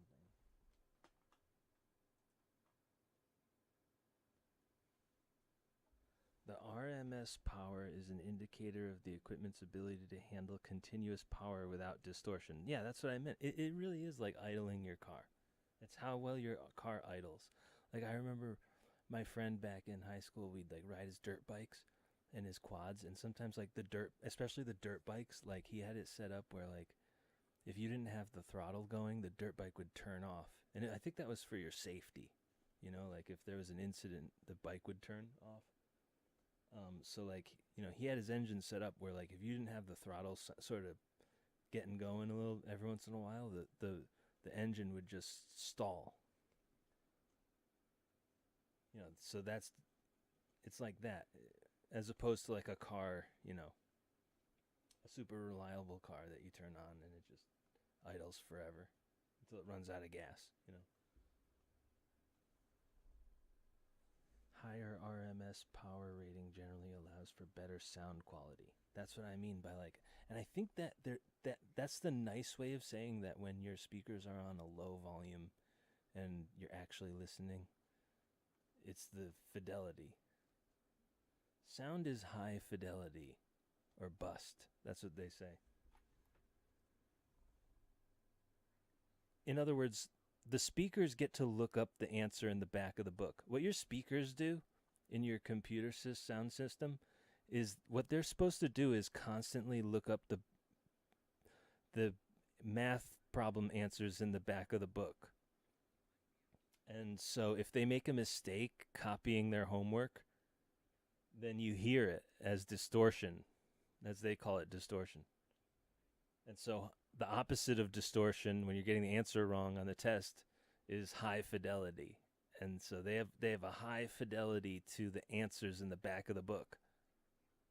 And apparently RMS, which is the root mean square of your sine wave of the line voltage, at line voltage, which is 0 decibel volts.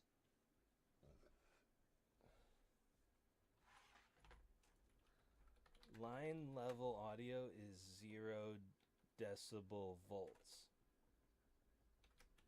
Right?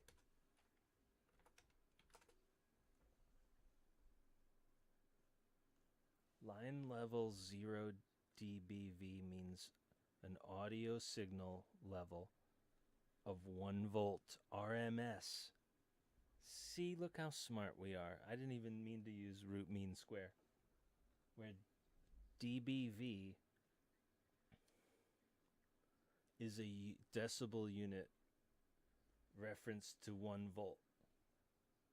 This is a standard for line level signals, although professional audio equipment commonly uses a difference reference plus 4 dBu. Yep, and that's our mixer says that on there.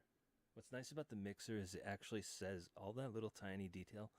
It should say it on the face of the mixer. You just don't notice it. You look right past it like the directions when you don't read the directions. But like apparently those are all indicated on there too. On the soundboard. So you can you don't have to open up an instruction booklet. You can turn on a little light in a dark theater and just shine it on the face of the mixer, and it should say all of those little details on the top on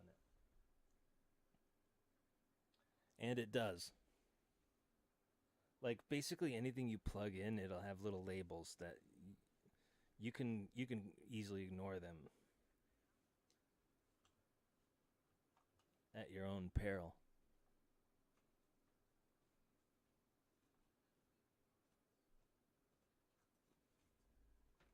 The sine wave in a mixer.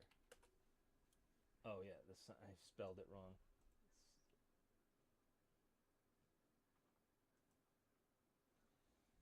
A sine wave is a pure fundamental tone used in mixers for testing, calibration, or as a building block in sound design and synthesis. When a sine wave is used as an input, see, let me get my calculator out.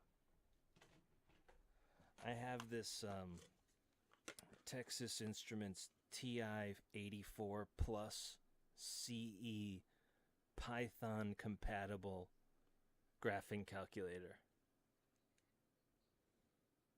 I think we bought this year.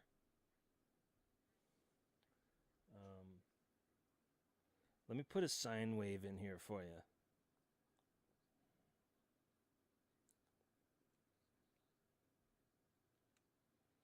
The sine of X? Surely not, right? Oh yeah, no, sine of X. Cool.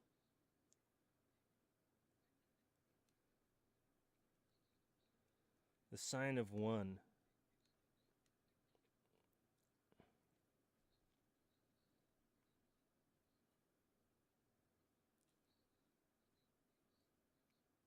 The sine of 1 is just 1.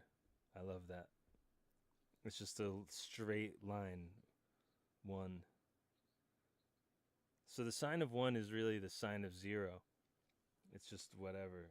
It's just nothing. It's the sine of X that you're looking for.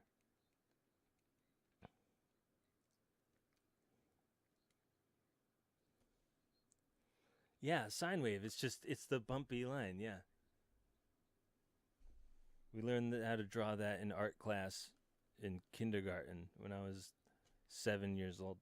You know.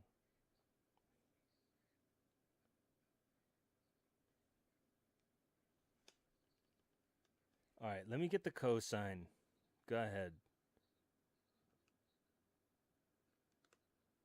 Because I already have a tangent graph here. Right, the cosine is just the sine wave in like series or something. The cosine is the sine wave. Right, it's the cosine is a sine wave which is like in series or parallel or particularly placed in relationship to the sine wave. But they're the same thing, and that's why it's called the cosine. Yeah, got it. All right. We'll leave the graphing calculator out because it looks cool. But this graphing calculator is Python computer language compatible. It's the TI-84 plus CE Python compatible edition graphing calculator.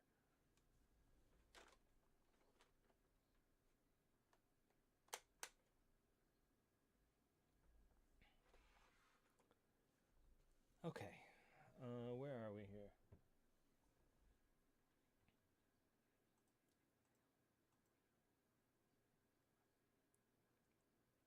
Oh yeah, the Rockville RPG 152K. The Rockville RPG, the 152K stands for you have to pronounce that 152K because they're two 15-inch speakers. I'm sure that's why.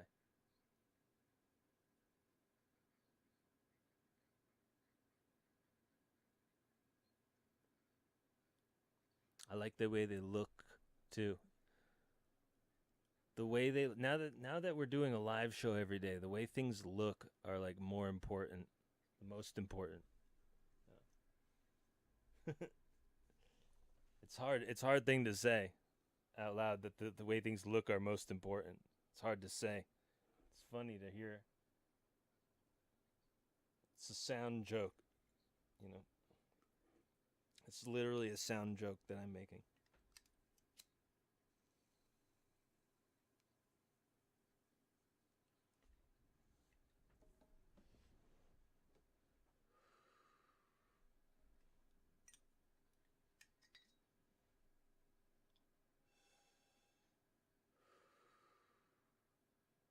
So the Rockville is a 15-inch PA.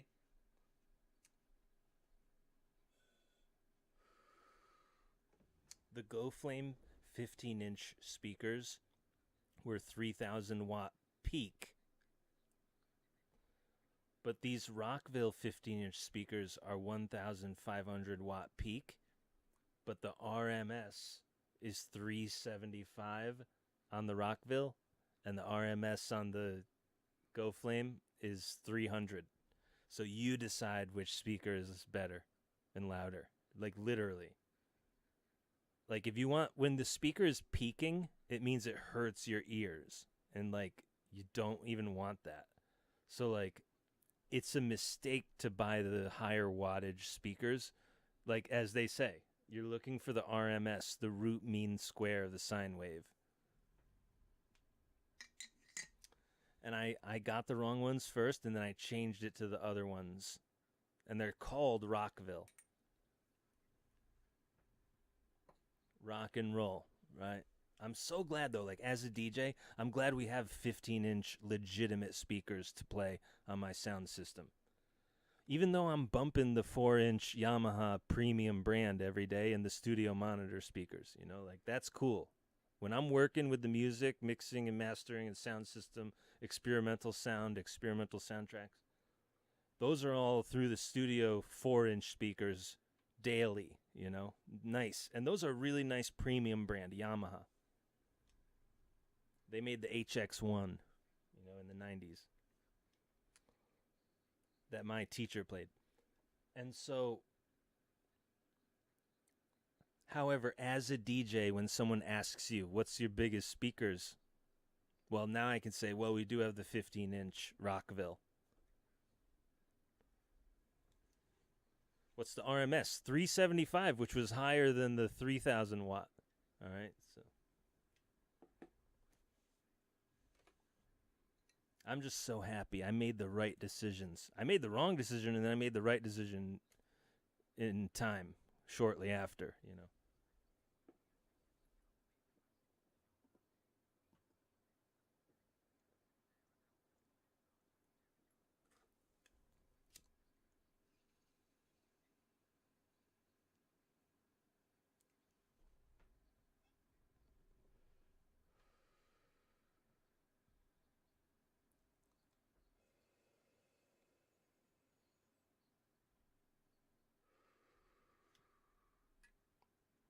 Yeah, I looked into the shop. The Go Flame 15-inch PA for DJ. They make lighting fixtures and furniture and, you know, sofas, and they want to sell you a house plant, you know. Like buying your speakers from Bed Bath & Beyond, you know, or Pier 1 Imports, you know, or something. But this Rockville shop, it had all this kind of music, keyboards, speakers, you know. You're in the band when you go on their shop. So I had to change to the others 15-inch speakers. But I'm so glad we got 15-inch. And that's an 8-inch subwoofer. So in theory, you can work it with the 4-inch Yamaha Studios professional premium brand monitors.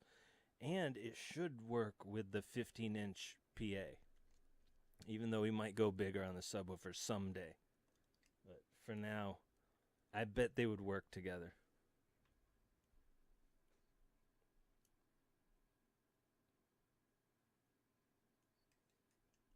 Especially because I'm not trying to go really loud. I bet you anything the 8-inch subwoofer would be fine because I'm low on the volume on those 15-inch anyway.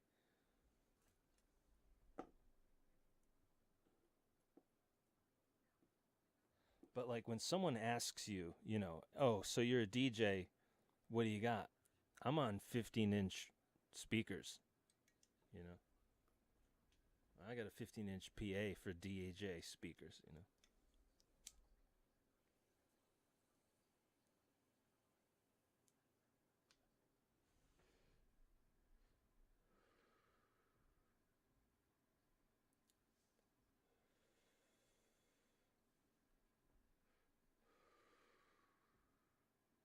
Yeah, it's a sound system. So when you ask me, you know, what's your sound system like? We got the 4-inch Yamaha professional premium brand, you know, all of the connectors in the back of it, 4-inch studio speakers. And we also have the Rockville RPG 152K, you know, 15-inch loud speakers. That's what they're called, right? They're 15-inch loud speakers. That's what I should say.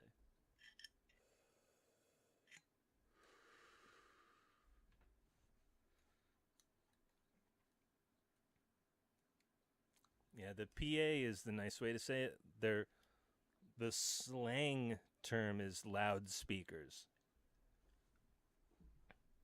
But I bet you I could use the same subwoofer, and I will, you know.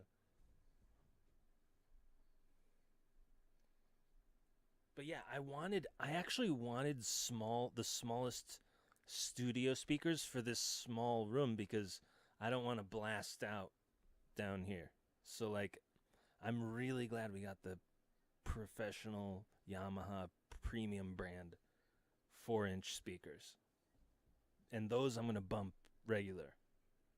You know, any kind of sound system check, you know, of what we're making and creating, any type of, you know, interfacing with music will be through those. If I can't do headphones, like when you're making music and making sound, you know, for video games or whatnot, you have to hear how it sounds in headphones, and you have to hear how it sounds in speakers. And so, like, I'll regularly have those 4-inch speakers, but the 15-inch speakers are also gonna teach me something as well. I know it. And we don't have them. We don't have it. What's crazy about all this shit is in the household we don't have it. So technically we've fucking totally needed it the whole time.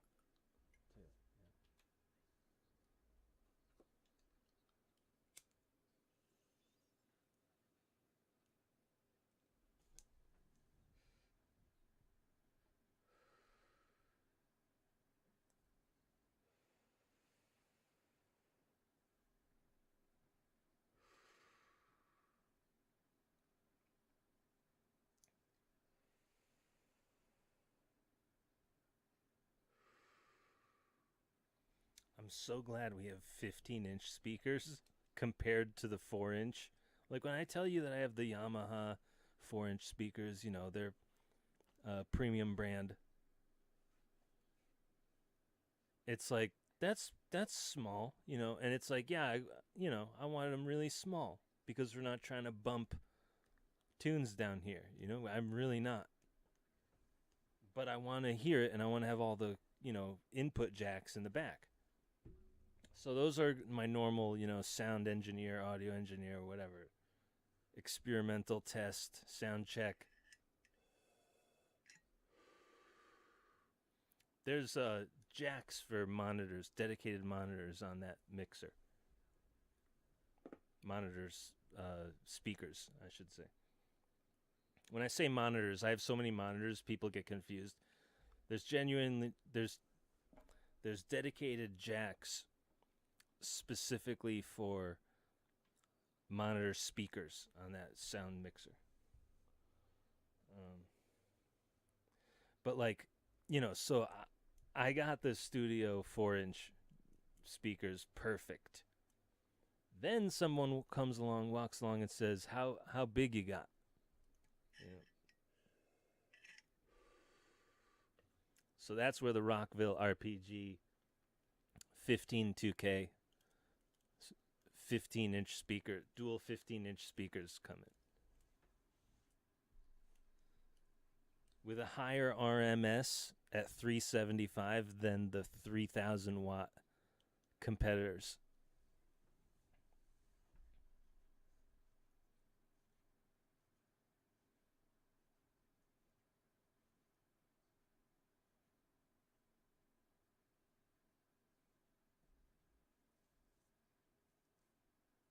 I did it though.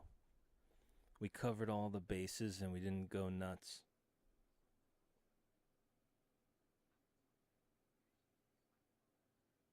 In other words, all of this equipment you could have spent on one amplifier. You know what I mean? We did it very wisely.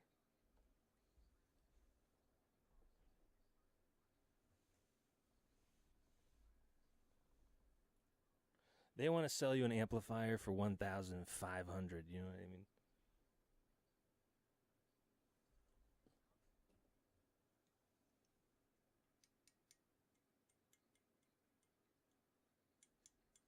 This amplifier is 250, you know.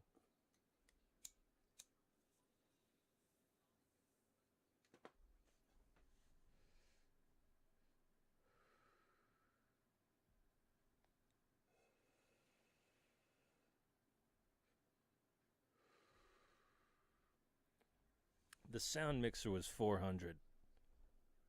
You know, that was worth it. I'll tell you, that's worth it. It's the brain. The mixer is your brain, you know.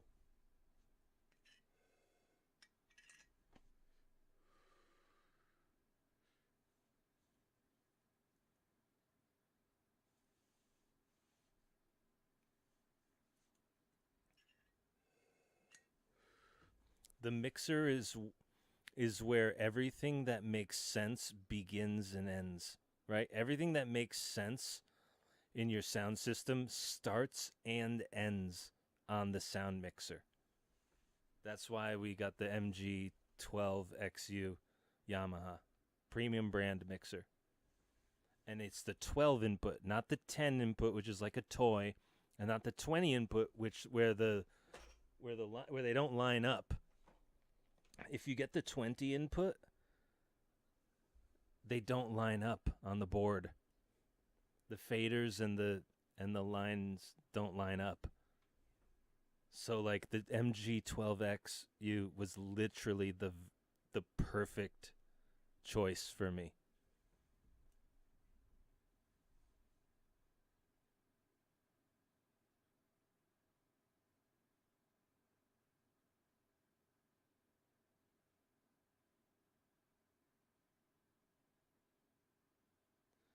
And I always wanted a Stratocaster. So we got that guitar too. I really like that.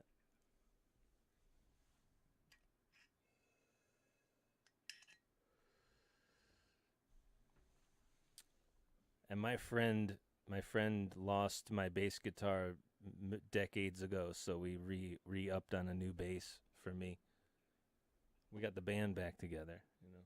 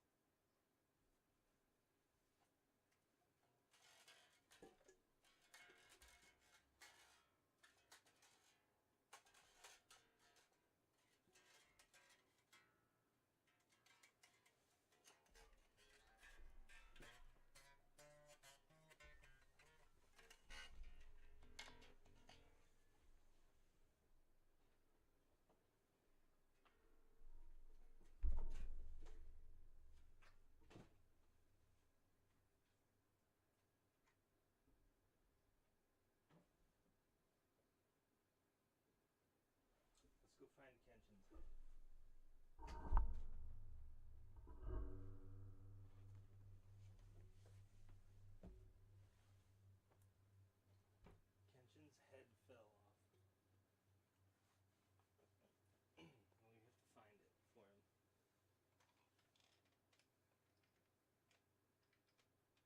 Here it is. I found it. Now we find out if it's broken or not. Okay, I don't think it's broken, but that was fucked up. There you go.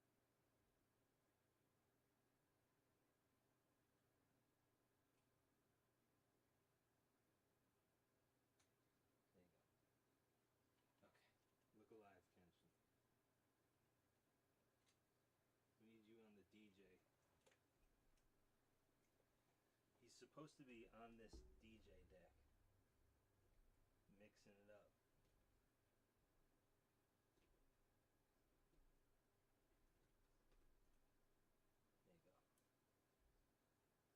There you go.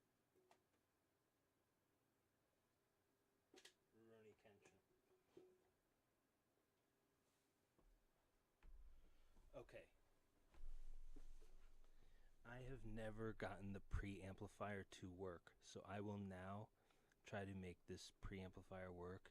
And if I can't get this preamp to work on my mixer with a microphone, I'm going to send it back.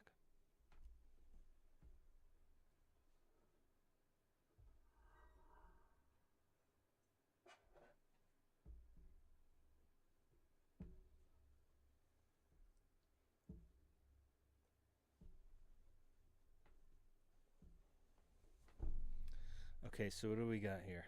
It's a Focusrite Scarlett Solo. And it's really, I shouldn't even have gotten this one, but if it works, we're going to keep it.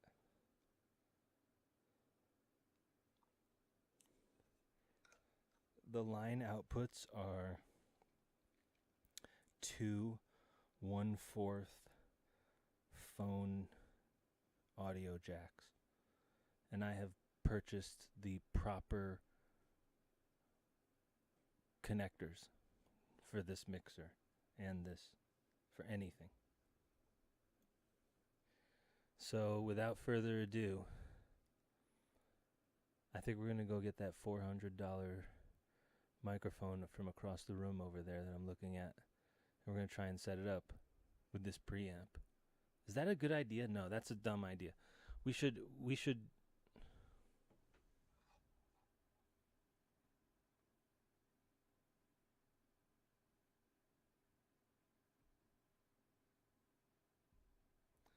Okay, Okay, I'm gonna hook the preamp up on the $50 microphone that's in front of my face, just because, just on principle, I always don't know what I'm doing on the cheap stuff first. It's pretty good. It's a pretty good move.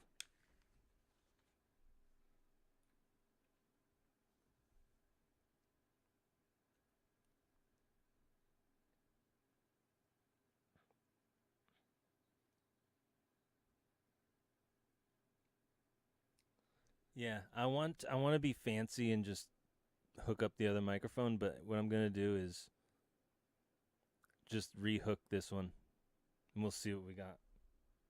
I'm literally just gonna walk over there and just hook it up, and we're just gonna see whatever happens. It's so frequent, it's so common in sound equipment to just be like, and then I walked up and just plugged it in, and then we really found out what happened.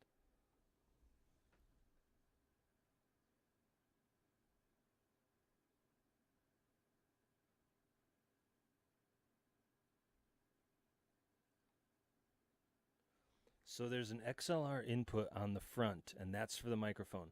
There's a 1/4 audio phone jack at line level on the front as well. So that would be for like a guitar. That would be unbalanced from a guitar. Unbalanced TS audio jack.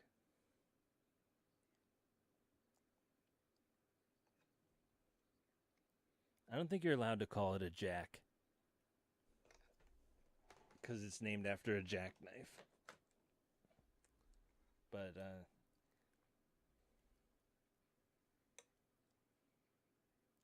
that's how they determined whether they're going to let you near the sound equipment in the 1990s, was whether you said audio jack or, audio input connector.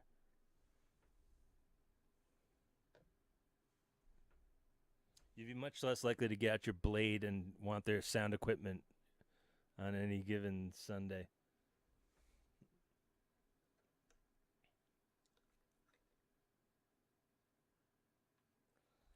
All right, without further delay. I am going to further delay though. I'm going to hit the dab ring, and then we're going to try and work this thing in.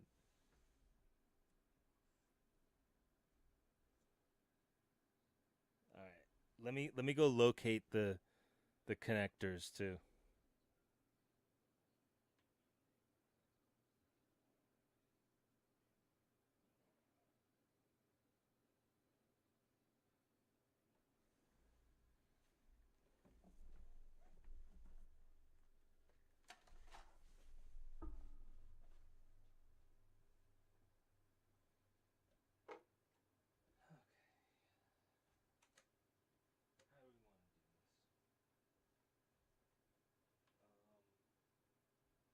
Okay, I see.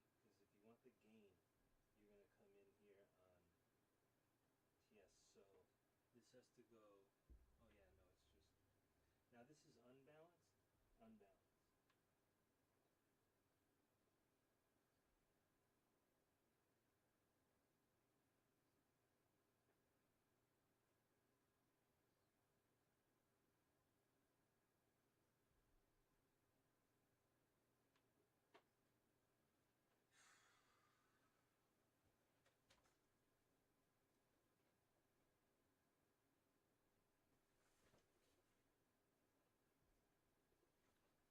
Dude, I don't even know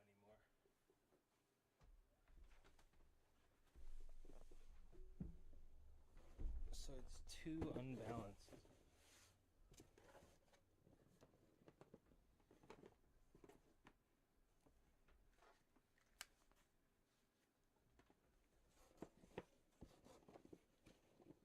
I don't even know if it is. I don't even know if it is a damn preamp. That's why we're testing it. This is balanced.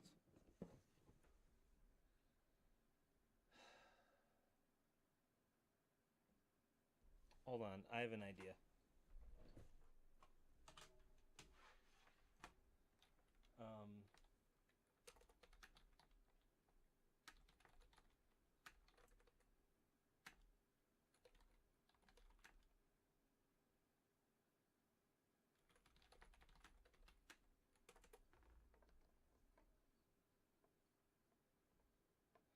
The Scarlett Solo's line outputs are balanced, but they can be connected using either balanced or unbalanced. While the outputs are balanced, using an unbalanced connection can make the signal more susceptible to noise and interference, especially over long run cables. For the best sound quality, noise rejection, it is recommended to use the balanced TRS cables. Okay. Actually, that's actually exactly what I fucking wanted to hear. It's just we're going into an unbalanced in. I happen to have two of those right here, not being used. Wait a minute, do I?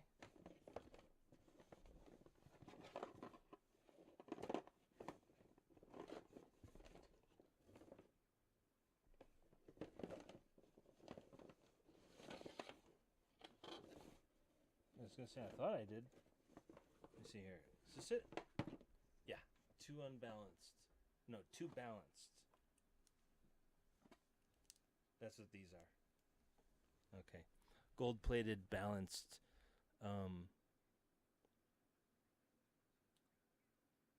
cover ring tip. Sleeve ring tip, I think is what they're called. Balanced TRS connector.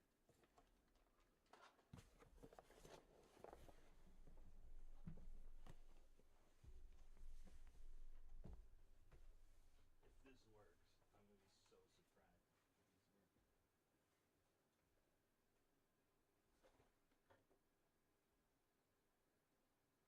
I don't know why, but I do not believe in these things. I do not believe that they work. It's wild.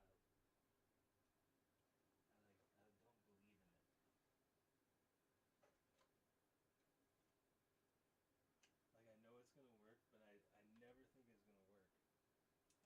Alright, let's do this. So.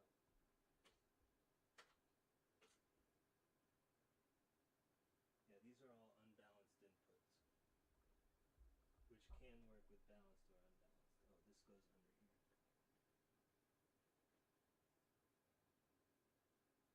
Oh, this goes under here. Okay, here we go.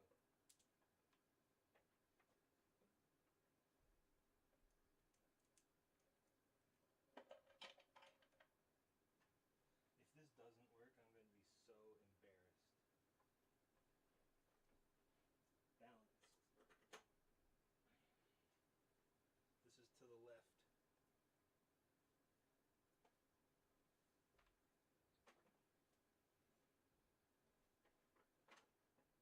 So line output left.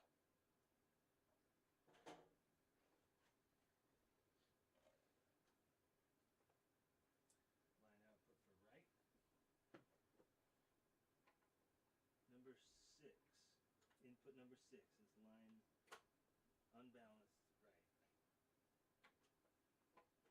right. Plug it into the right balanced connector. And now, this is the connector to that microphone. So that microphone over there is actually already connected to this. So I'm going to put this into here as the input in the front.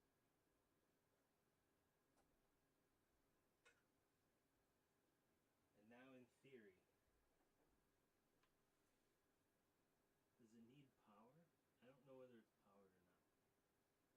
I think it actually might need power. Hold on. Nope.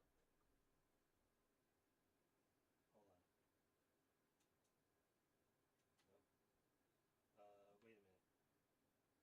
Oh yeah, this.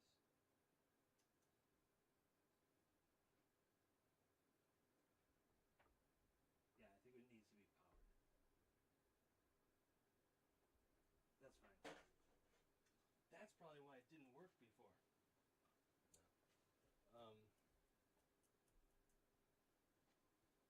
Let's use this one. Is this the one you need? Nope. I think there's one over there.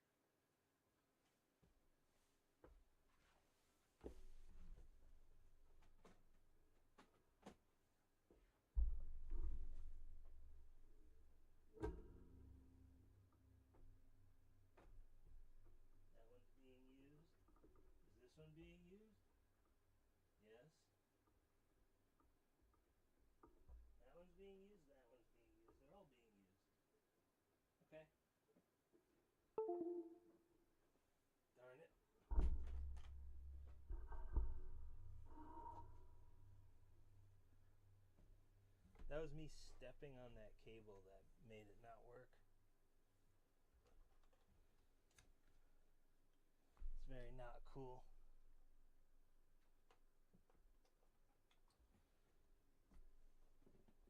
Alright, I'm gonna take this one. Plug it in. This must be the way we power it. That's good to know.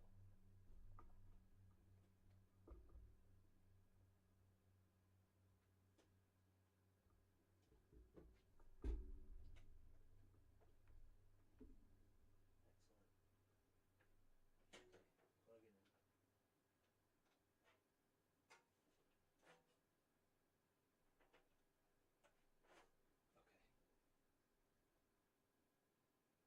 Did it light up? Like it's on? I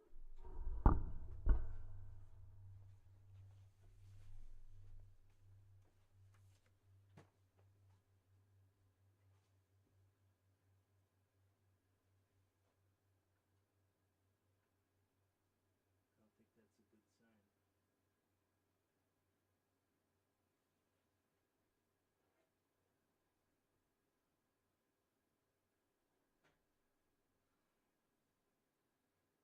Okay, hold on. Yeah, no, this is bad. This is really bad. Yeah.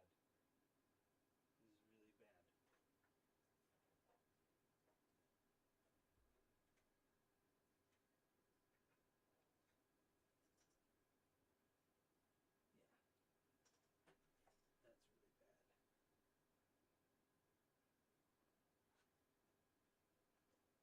Alright, well, I think I know the solution.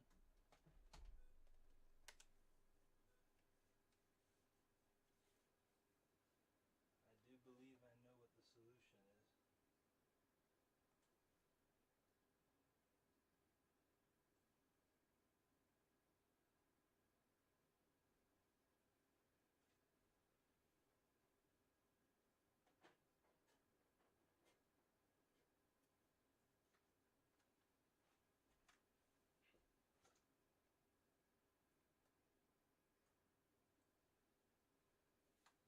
This is the dedicated DJ laptop.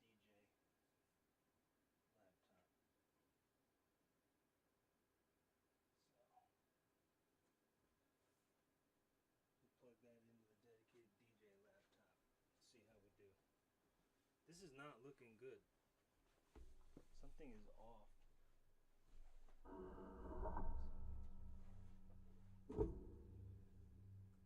We're gonna send this back.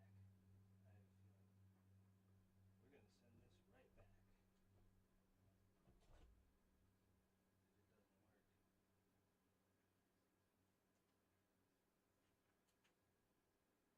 Okay. It does need a laptop. That's crazy.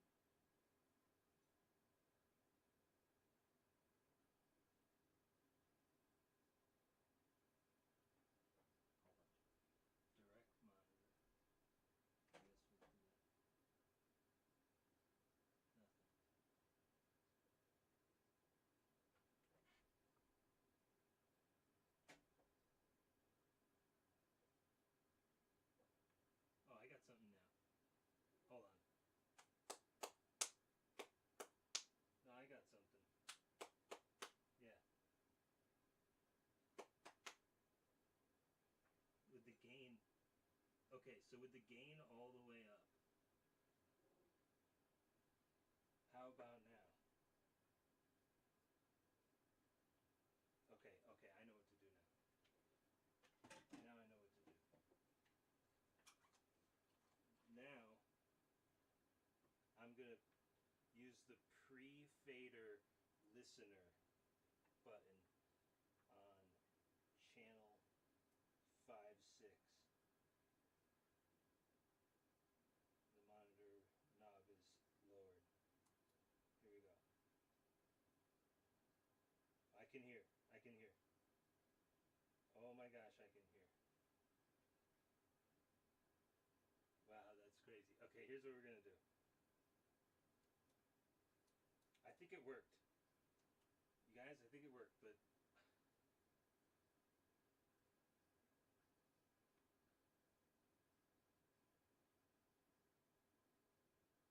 I'll have to think about where we're gonna plug that thing in.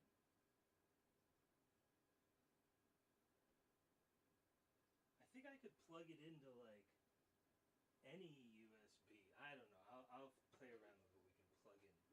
Let's hear how it sounds on the microphone. I'm gonna do an actual sound check.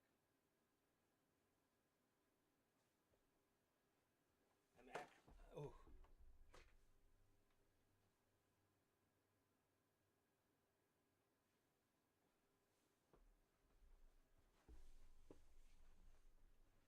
I'm actually gonna do an actual sound check here.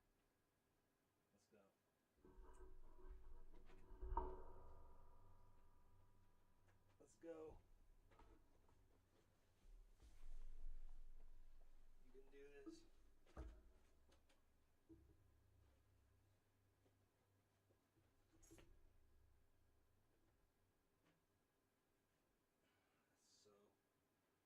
this. That's so ill-advised.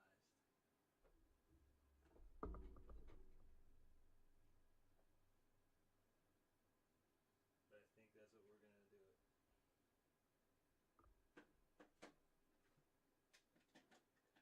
Alright, move this here. Move this here. And move this right here. And we're gonna do a legitimate sound check. Like that. Like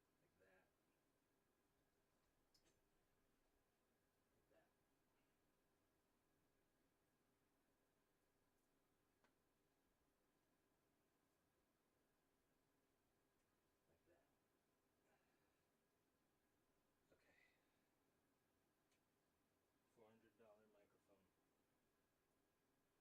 Legitimate sound check.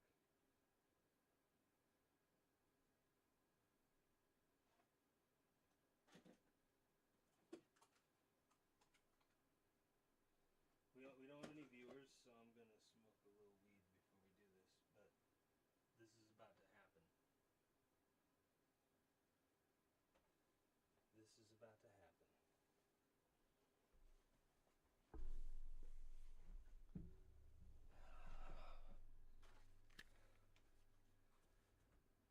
Dude, if that preamp has to be plugged into a laptop, I'm gonna send it back. But if you can plug it into like the amplifier, I don't know if that's gonna work. I think we might need to send it back.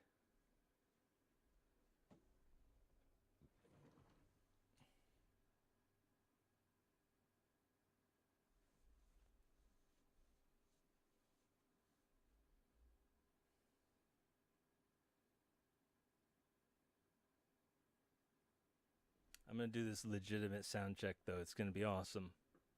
I've got the microphone over there. So when I'm up here, I can mic. And then when I'm back there, we might just leave the microphone, like, right there. And I'll just have a microphone for when I'm standing by the mixer. And we got a mic, you know, the fucking dab rig and shit.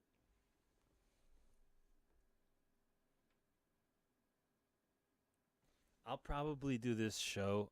I'll probably end up doing this show with 2 microphones. One in the front and one in the back. Ladies.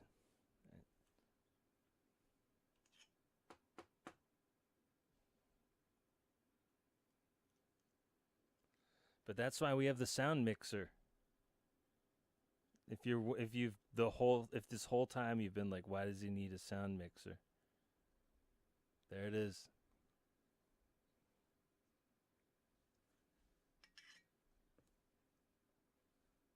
That dude, the preamp that I bought is terrible. We should send it back, and I think we will. But I'm really disappointed in the preamp.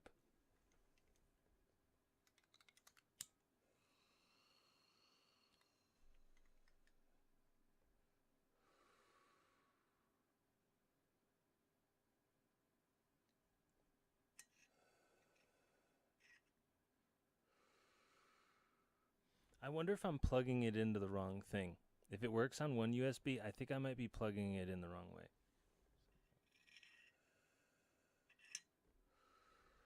I'll find some different plugs and try those on it before we send it back.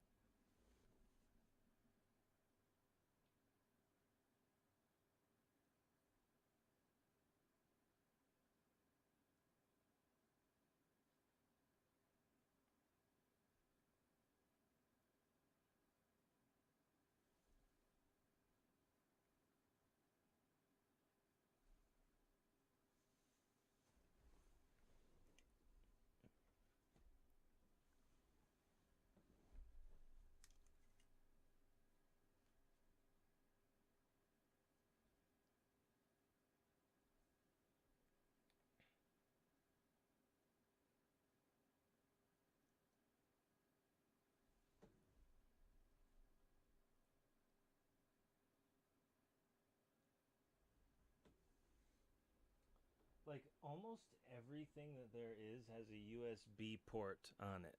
So like if I can just plug that amp into a USB port, that'd be cool, but like I can't figure out why it doesn't work without just plugging it into a plug. I'll figure it out, and if it's not good, we're going to send it back. I don't have any qualms about it, I don't think. But we're going to do this sound check after a dab. I'm going to dab, and then we're going to do a legitimate sound check on that $400 microphone. And that's why I'm stalling. Like, I am legitimately stalling right now. That's how concerned I am. Not worried. I wanted to say worried. I'm not. I'm just concerned what's going to happen.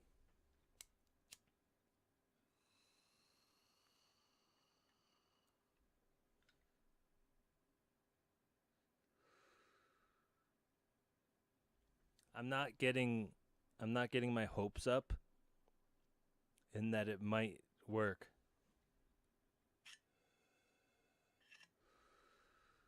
And that it might not work.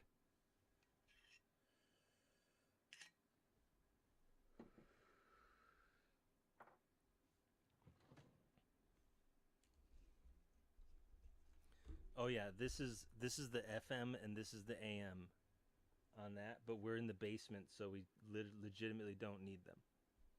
Unless we want to run them outside. That would be pretty cool. I'll see if I can run these outside from in here, but other than that, they're hanging out. They're just hanging out.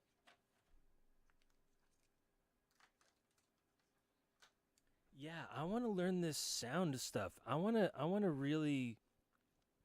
meet a pretty woman with a beautiful voice and record her.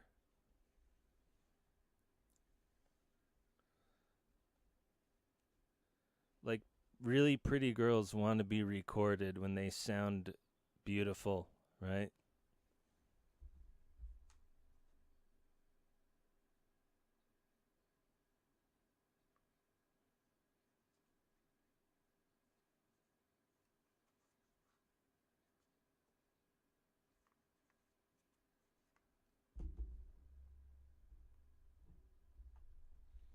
Hey, speaking of which, my mom and dad are legitimately angry at me, but we're going to record them on the equipment. So, you know, my dad's piano performance, we're going to capture that on all this equipment. So you can only really get so mad at me. It's all a good idea.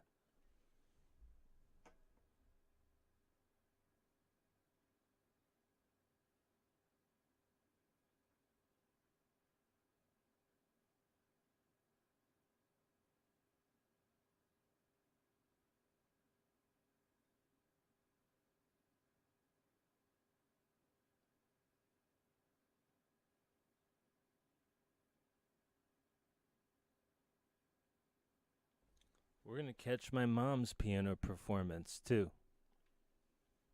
Even though she wasn't formally trained as a kid.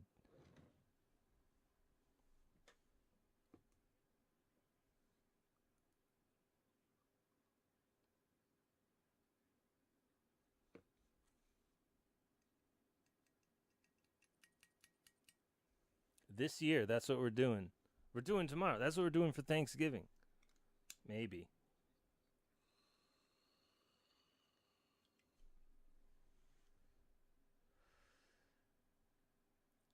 Everyone's mad at me for Thanksgiving, but every year everyone's mad at me for getting the right equipment. And then next year we're using the equipment and nobody says anything. Nobody gives me any credit. And I just have to silently remember when everyone yelled at me and I ruined Christmas. And then the next year everyone was using the equipment and nobody said anything. I just have to, like, silently to myself acknowledge that I was right. And it has to be good enough.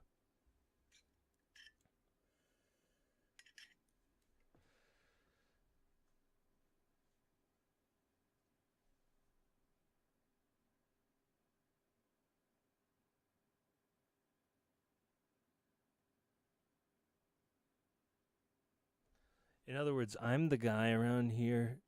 I'm the guy in the family who has to get these things done. Otherwise, we just sit around with nothing.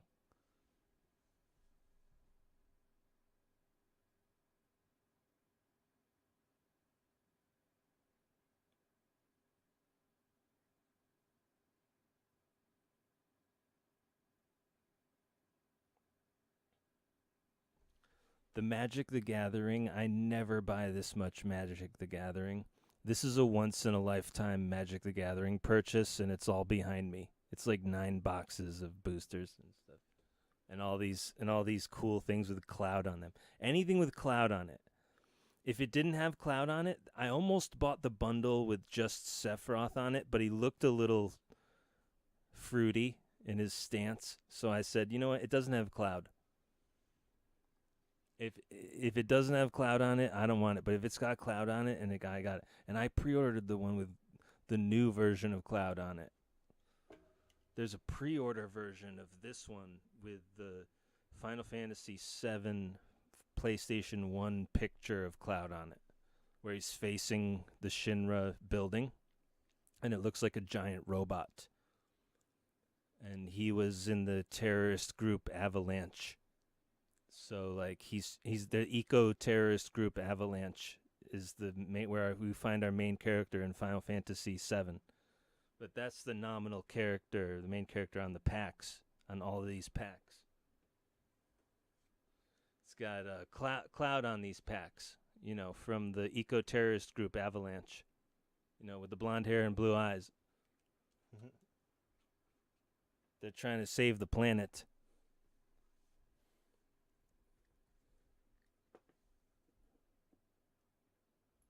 But that's why the packs are so expensive. It's not just his blonde hair and his blue eyes and his white skin. It's also that he's the main character who joins Avalanche, the eco-terrorist group in Final Fantasy VII, the video game for children.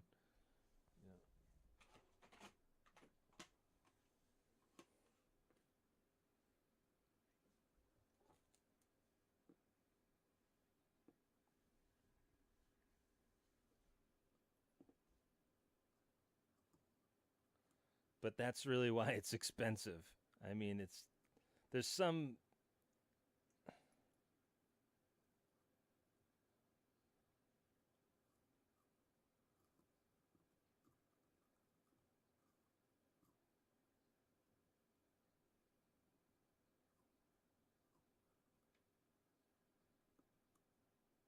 Oh yeah, there's some anime with nudity on it where you can play it on a PlayStation DVD with you know, no parental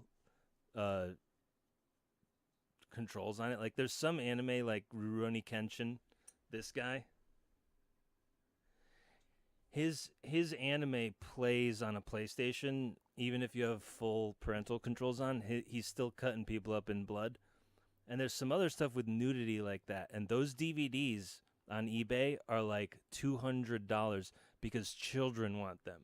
It's really sort of funny how like, why is the price so high on this thing? And it's like, it's because it doesn't have the proper parental controls, and it's got nudity. And so like there's like a huge demand market for it. It's really funny.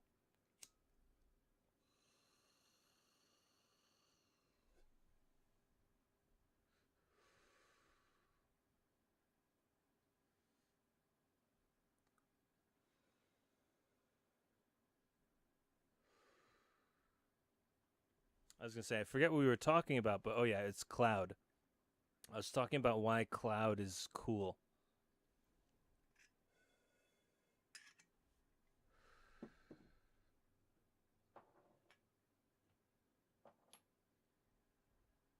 I was talking about why Cloud is expensive. That's right.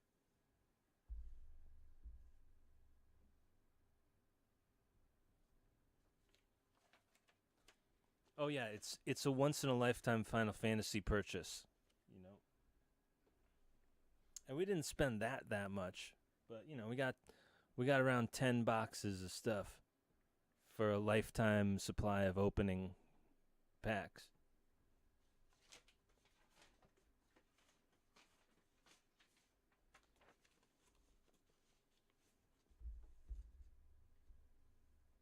Like it'll be part of the show. Like literally the packs of cards are part of will be part of this live show for the rest of my life, you know?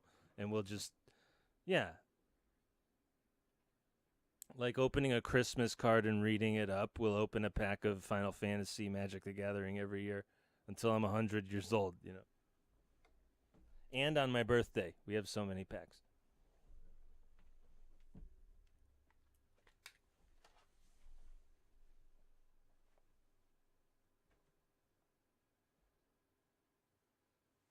All right, we got to do this sound test soon.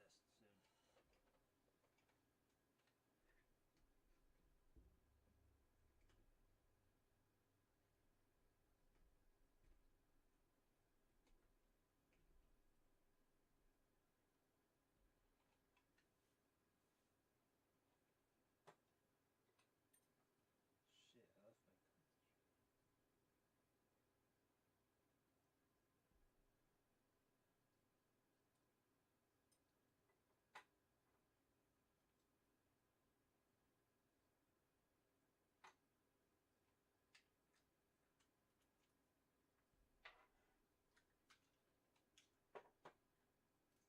cards. We're gonna have to check that later, but we'll do a sound check. We'll do a legitimate sound check.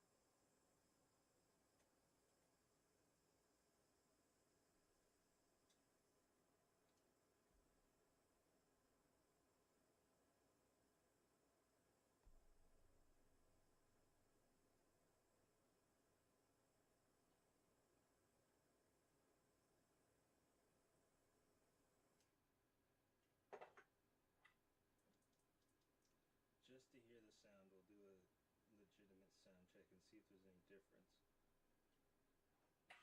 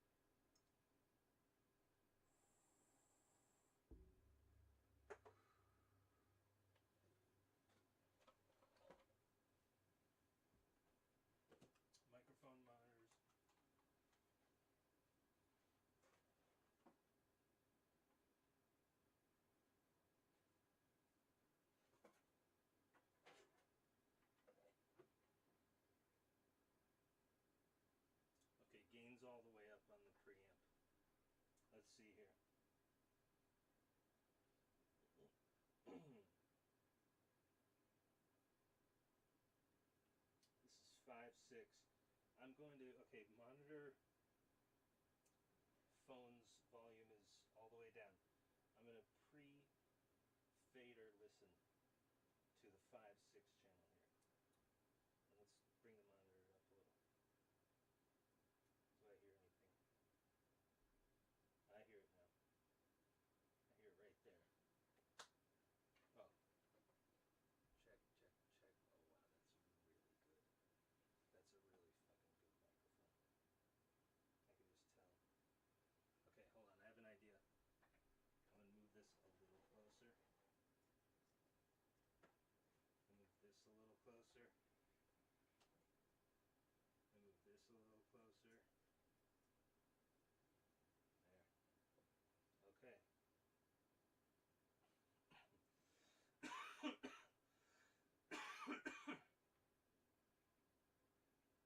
Okay, here we go. 5.6. Pre-fader. Oh. Okay. So here's what I do. I locate 5.6 channel, and then I engage the pre-fader listen button, and so I can hear my voice now. And what I'm gonna do is I'm gonna raise the gain knob up here. I'm gonna raise the gain knob up here until these equalizer lights reach 0.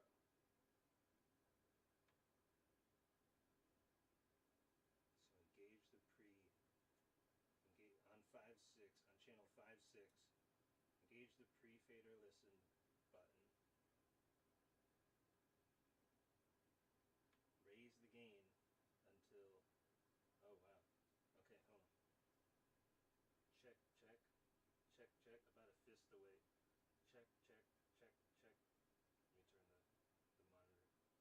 Oh yeah, the monitor is volume down. Check, check, check, check, check, check, check. And you want them to hit 0 right there.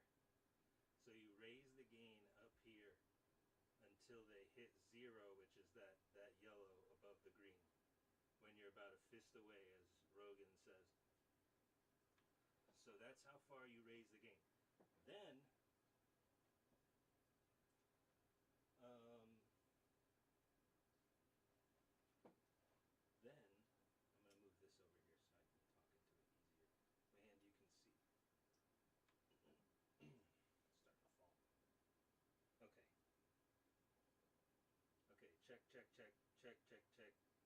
Check, check, check, check, check, check. Okay. Check 1, 2. Check 1, 2. 2, 2. So those are for your highs. Alright, and then what I'm going to do is I'm going to hit on and then raise the fader to about 0 level right now. Oh no, I think still in the pre-fader listen, this is where we change the, if we had to change these, we would. And let me listen. Check. Hold on.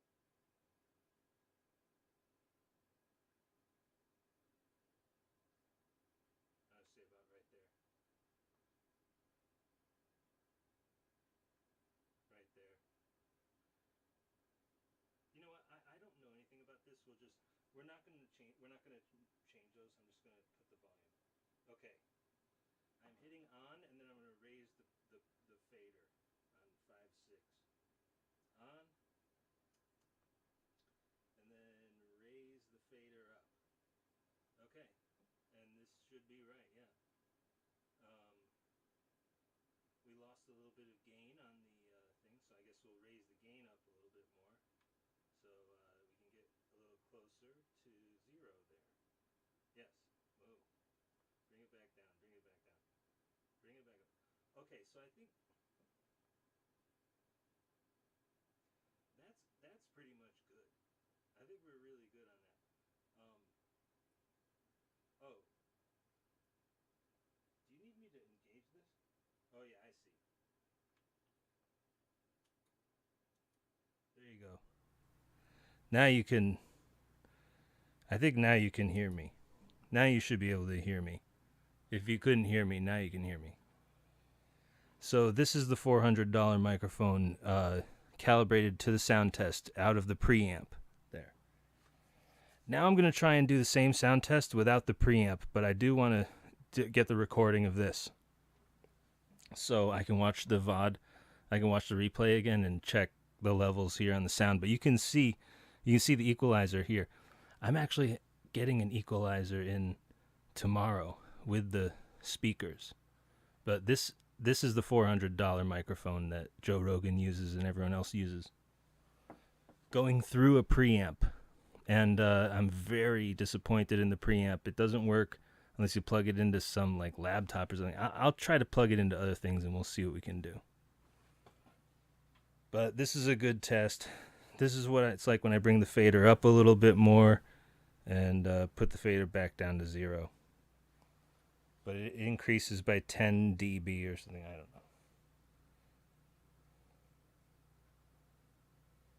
know. Okay, now the levels. This is what it's like when I turn the high gain up.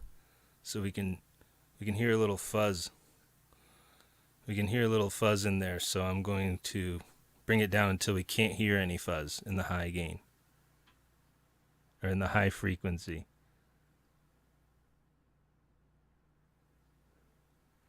There's a high pass frequency here, high pass fader or whatever. We'll mess with that later. And a pad. Oh yeah, this doesn't have the pad on it. That's fine.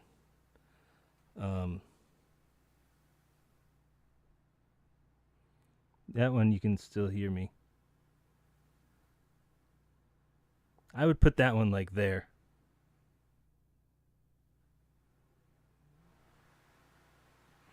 This one is the middle. This is all the way up on the mid, and then this is middle, and then this is off. So like one day I'll get this right. That should be up a little. Yeah, I'd say like there. No, let's leave it like there. What about this?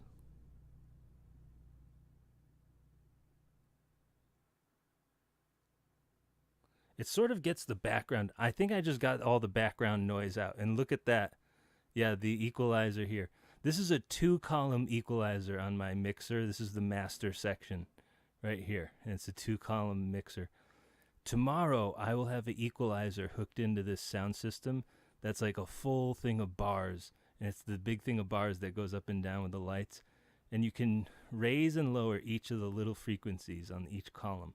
But I just want to see it move. And that's cool. But yeah, this equalizer on the mixer is what we use to set the gain and whatnot. It's interesting. I can't use a compressor knob with this. We might need to send this preamp back. I'm actually really feeling we're going to send this preamp back and we're actually going to get a legit preamp. I should just do it right now. Because we can't use the compressor knob when we have this. It's just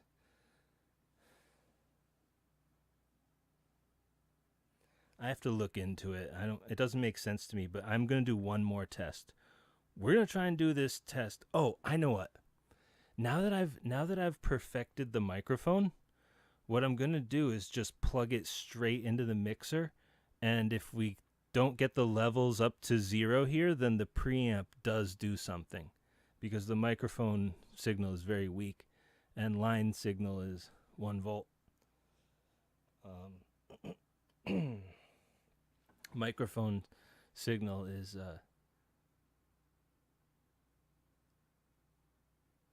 minus 60 dBV, and line level is 0 dBV. Okay. So I'm literally just going to unplug the mic. I'm going to turn it off, unplug the mic, and just plug it right into 5.6. I'm going to unplug those TRS 1/4 audio phone jacks, 1/4 audio phone inputs. I'm going to unplug those, and I'm going to plug the microphone out from this preamp, and put it right directly into the 5/6 channel right now. But I'm going to turn it off first.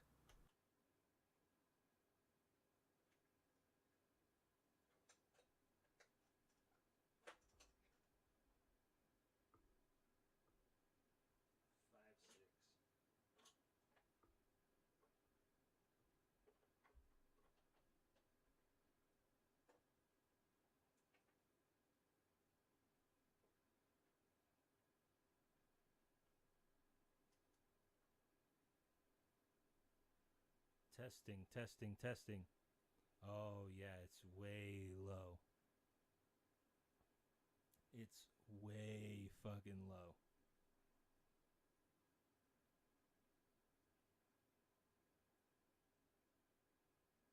That is incredibly lower than it was.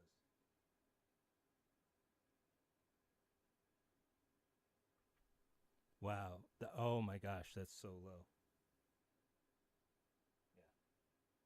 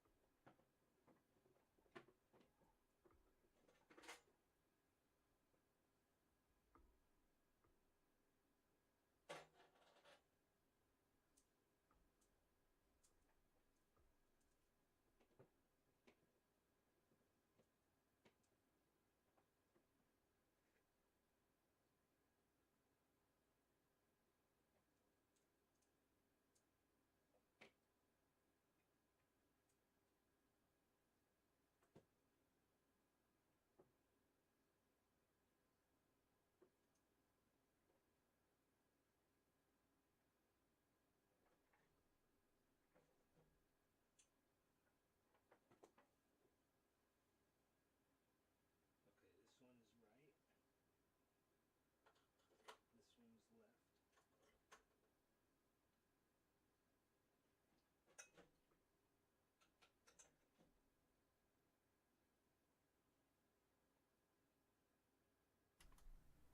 left. Okay, check, check, check. All right, now I'm going to turn the gain down on the preamp, and we're going to see what happens. Oh my gosh, we got nothing. We got absolutely nothing. That was crazy. All right, well, good to know. And does this do anything? Oh yeah, it does, but we don't want that. I think that's for a second input. Okay, so we definitely do need a preamp for this $400 microphone, and I bet the sound quality is going to be a lot better. But that's pretty much it, I guess. I guess we can hook the speakers up to the amp and the subwoofer up to the amp and test those. I guess I'll do that now. I'm gonna cut the lengths of wire and we'll do that. But sound check works, preamp works, except it doesn't just plug regular. I'm gonna try some other things later.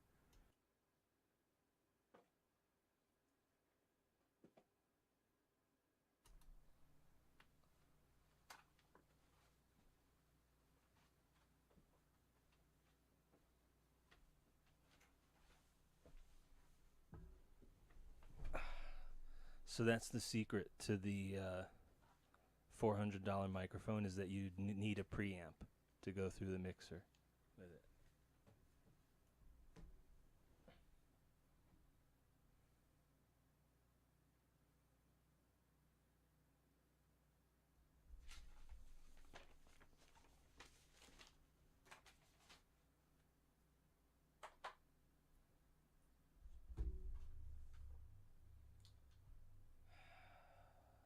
All right, seriously, I'm gonna buy one right now.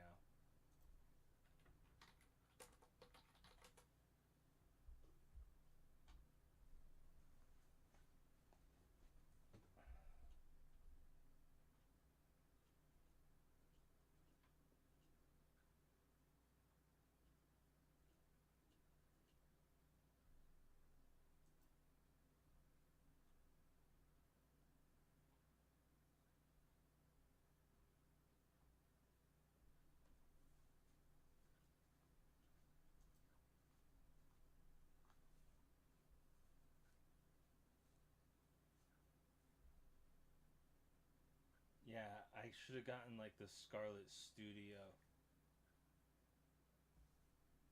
I definitely got the wrong one.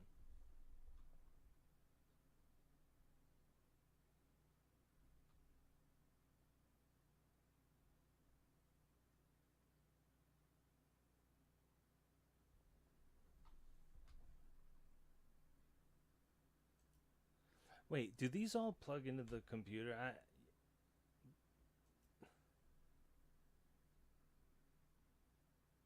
Hold on. I think I need to buy a different one. I'm going to really search this.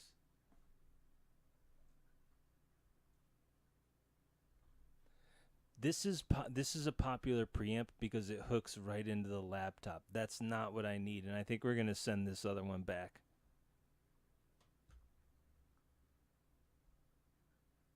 If I can't get it working, we got to send it back.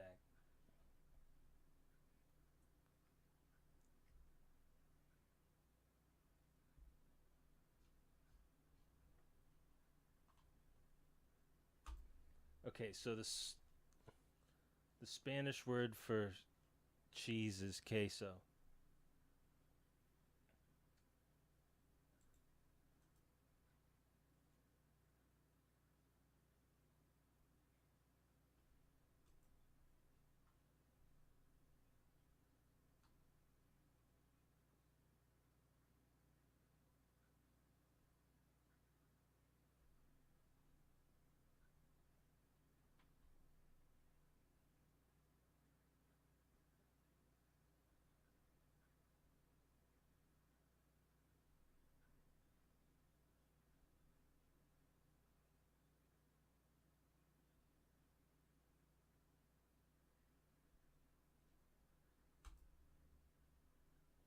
So what I'm looking for here is the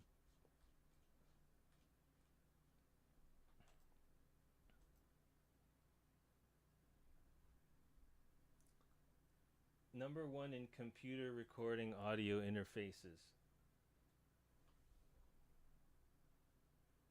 That's where I went wrong. I don't want a computer recording audio interface. I want just a preamp, a microphone preamp. See, I fucked up and got the wrong kind. This is the I only got $100 and I need to do this. It's not the one that I need. We have to send it back. This is fucked up.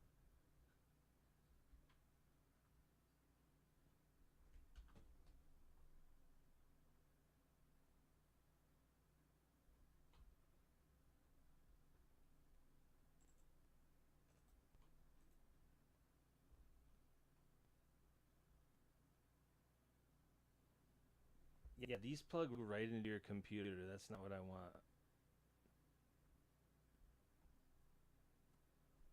I mean, I think you could. I think you could do what I'm trying to do, but I'll figure it out. We'll get this right.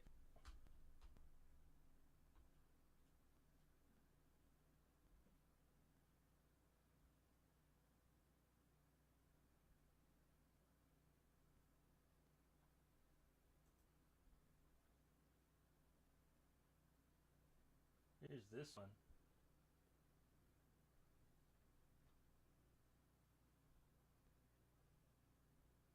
No, I wouldn't go on a solo cruise.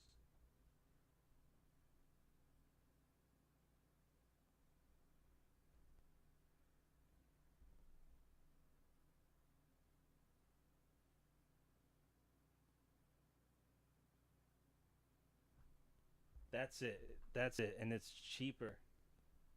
Although, yeah, no, it doesn't have a lot of reviews. I'm just gonna add this one to.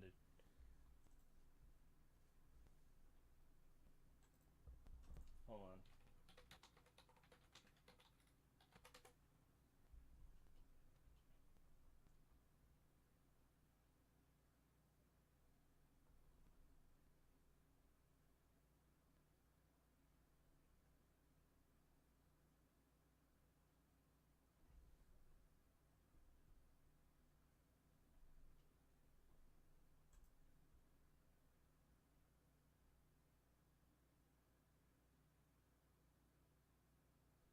High pass filter, phase button, plus 48 phantom power, high Z gain, trim, lavalier,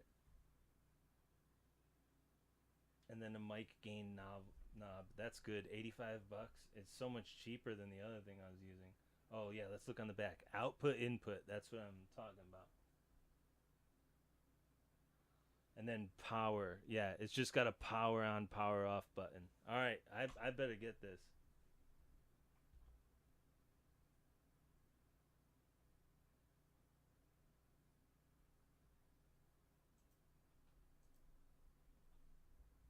I'm going to keep looking, but that's a great idea.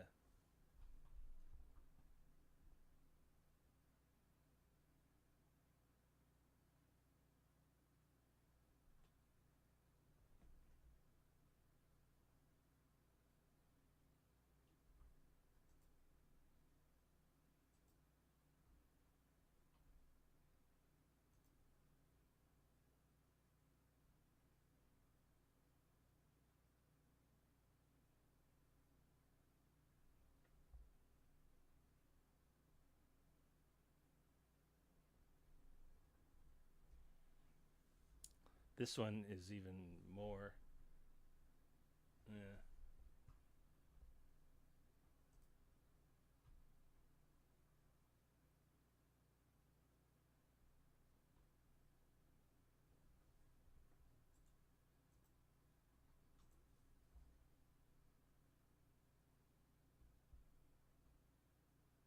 Phone out and gain.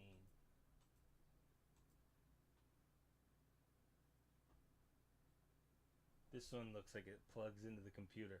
Oh yeah, if it says audio interface for PC computer recording, that's not what I want. That's not the preamp I want.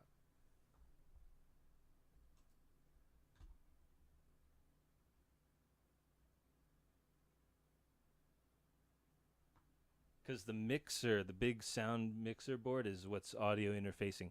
That's why there's a U in. That's what the U stands for. It stands for USB interface in the soundboard's name, MG12XU. X stands for sound effects in the master section, which is in blue over there, and U stands for USB, which is a special additional technology on board, which hooks the sound mixer directly through USB into your computer. And so all these preamps that I'm buying, I don't want them to hook into the computer. I want them to just hook into the wall.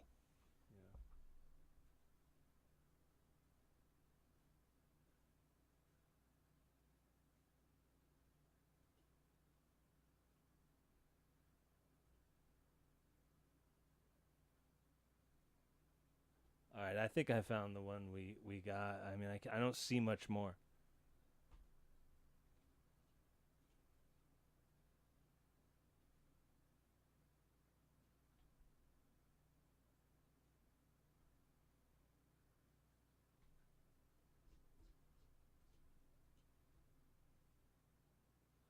All these other ones say audio interface. This one says RO04 Pro Mic Preamp, 0 to 72 dB decibels, adjustable gain boost with high Z. Now that mixer on there does not have high Z. The guy who was telling me about the Yamaha MG12XU mixer, he says there's no high Z. So I'm going to buy this preamp right now. And I'm probably going to begin the return process for this other preamp.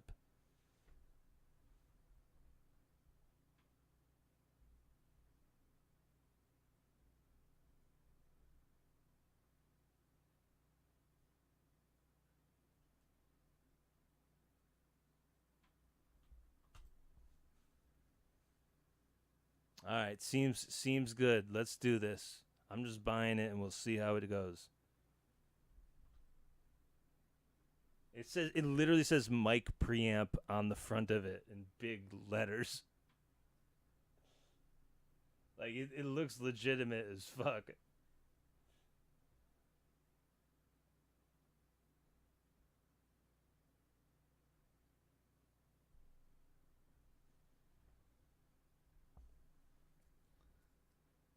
So the output is one XLR. Yeah, that makes sense because it's a microphone output, microphone preamp. Oh yeah, and then there's one unbalanced phone TS connector because it's unbalanced. Input says high Z. There's a high Z input, and that's really interesting because someday I'm going to learn what high Z is, and it's going to be right now. It's like I used to order high C sometimes at McDonald's. I've never heard of high Z. Can refer to several concepts depending on the field, including high atomic number elements, high impedance, electronical signals. That's what it is, high impedance. And high redshift in astronomy. That's really funny. That's Einstein's theory. High impedance. And here and by the way, let's move the boom in front of my face. Everyone's waiting for me to do that.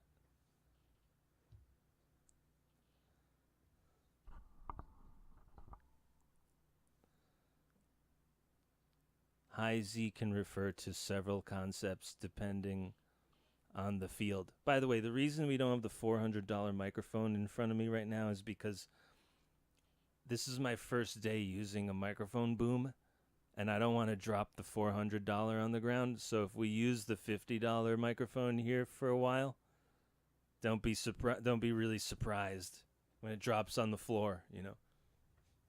So like until I can have no drops on the floor, and I haven't dropped the microphone on the floor yet, I just know it's going to happen. Then we'll get the $400 microphone over here. Once I get this figured out, how to use it, what I'm doing. Like a video game, you know, like the first day of a video game.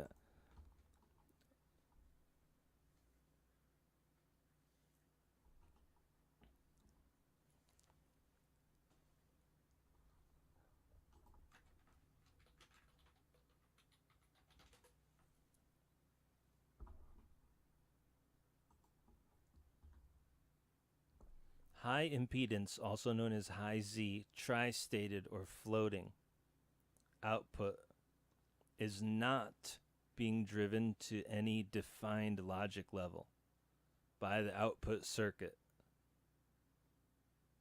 Okay, so it's not at line level. I think that's what they're saying.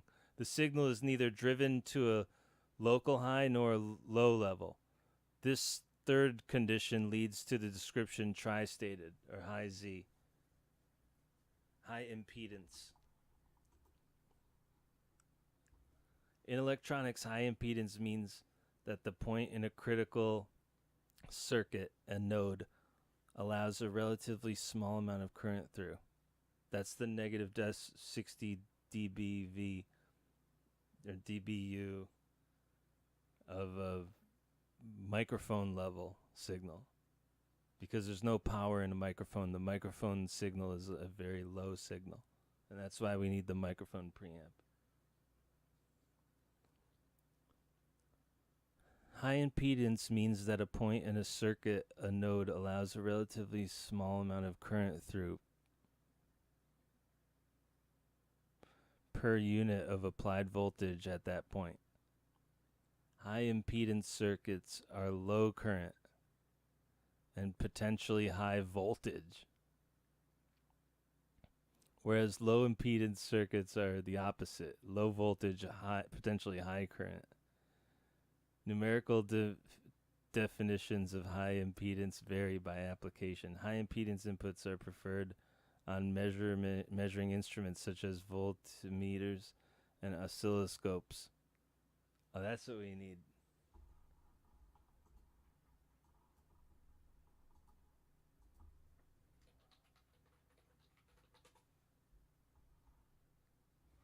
Dude, we can get an oscilloscope. Holy shit. We're definitely getting an oscilloscope.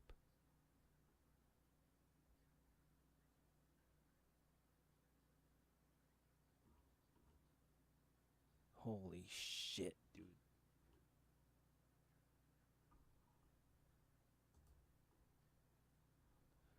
Dude, we're definitely getting an oscilloscope.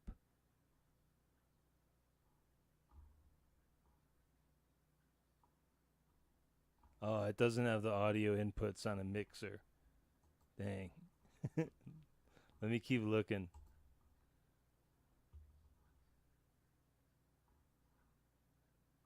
If we can hook an oscilloscope into the mixer. Is that right? What are those?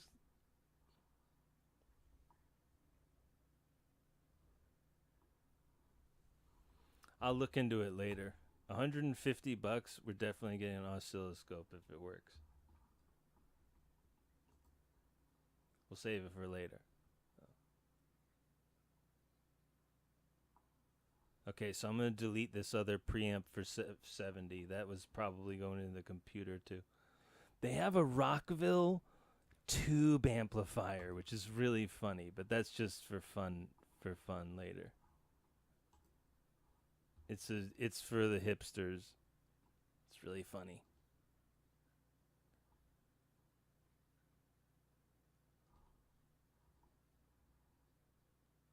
This preamp is exactly what we need, though.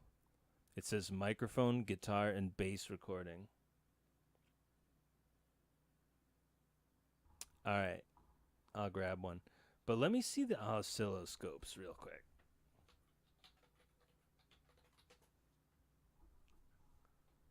Digital oscilloscope. Signal generator. High voltage probe. A Hontech Storage Lab oscilloscope. Dual channel.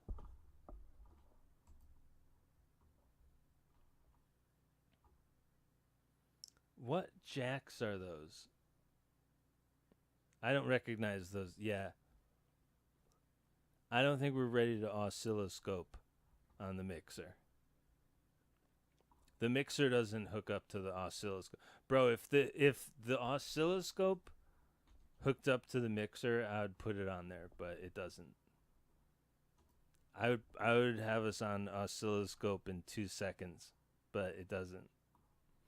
It's gonna take the breadboard and the Raspberry Pi to get on the oscilloscope. That's funny though. We'll save it for later.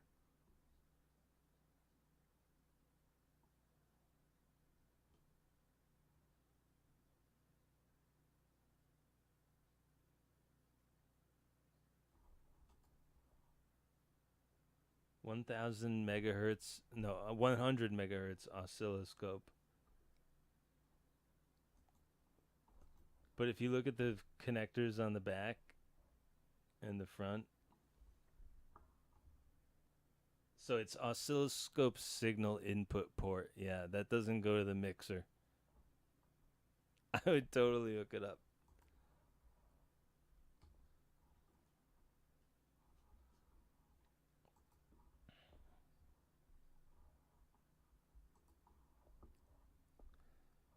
Yeah, let me quadruple check. This is the mic preamp we need.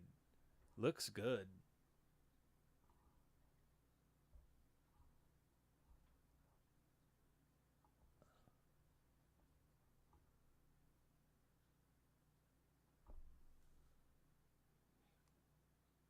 Yeah, that's what I want. Yeah.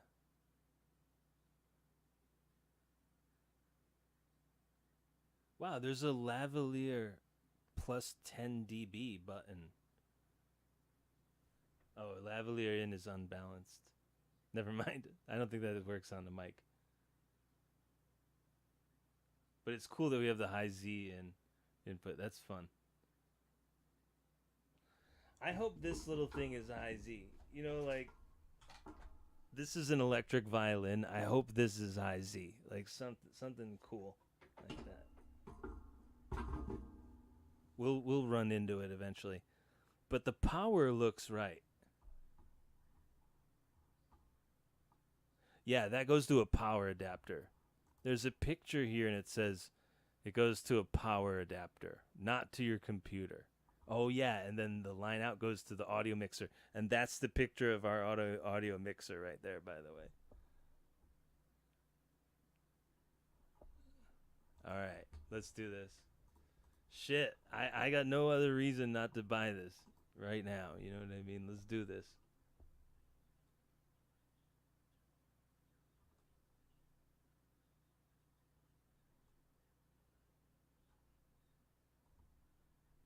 All right, let's go. Everything looks good.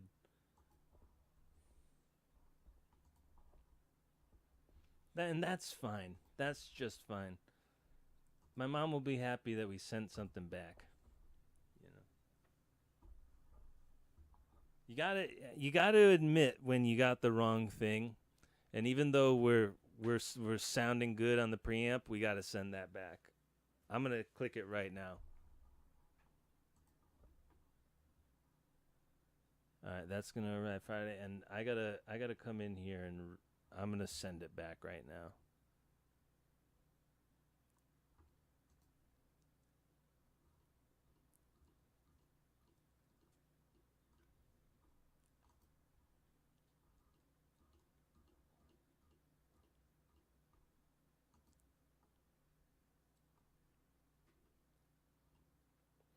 Yeah, and I'm thinking about reasons why we would keep that, and there's not because it doesn't have XLR out. I didn't know enough when we bought this.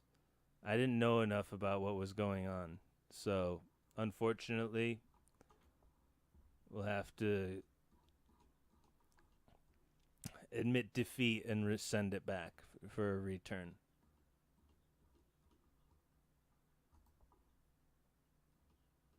It's the right thing to do.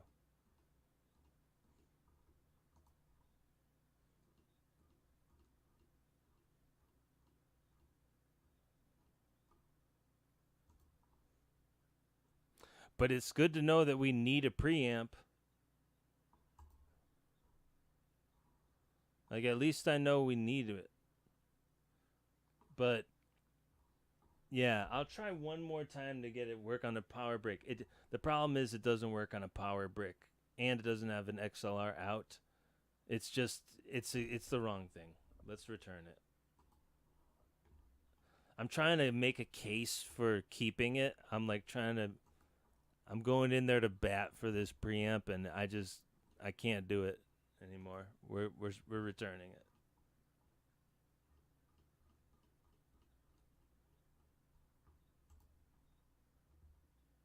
Okay. Return.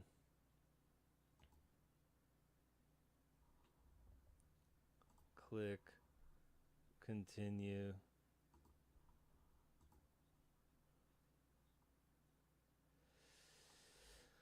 It's not defective and doesn't work. It was bought by mistake, that's for sure. Mm,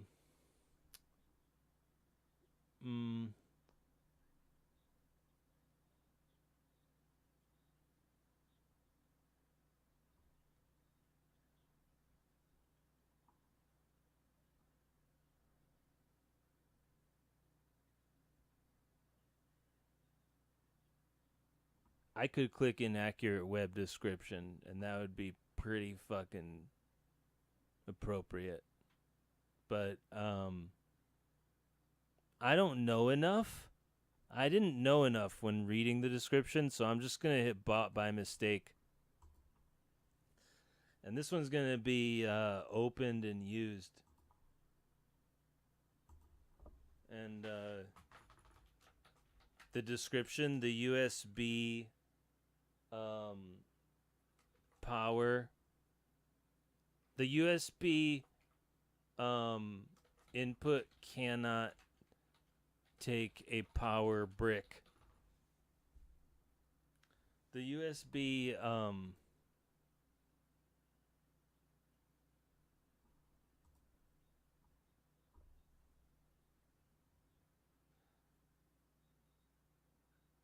that's that's the main issue we ran into. All right, continue.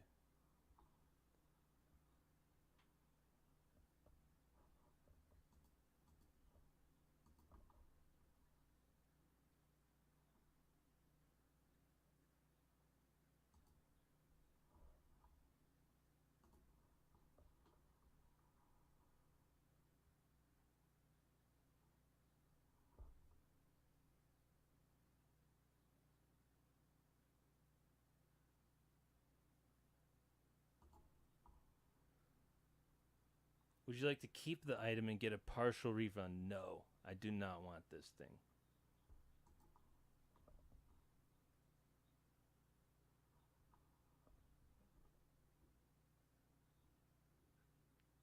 Okay. Alright, we're ready.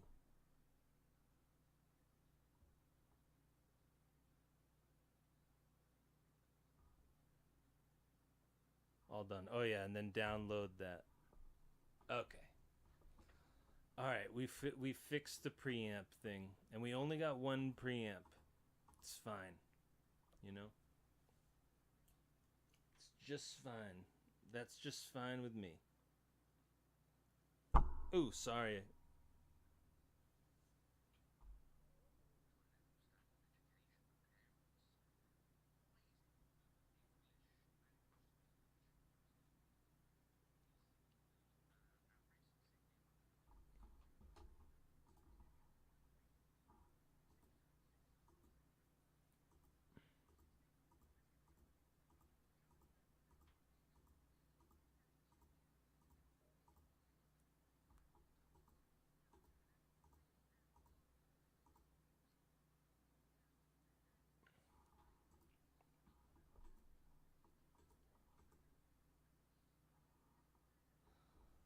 I'm sad we couldn't.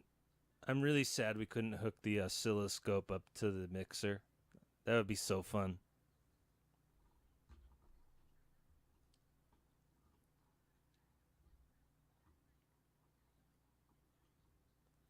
I bet you could hook it up. I just don't know what I'm doing.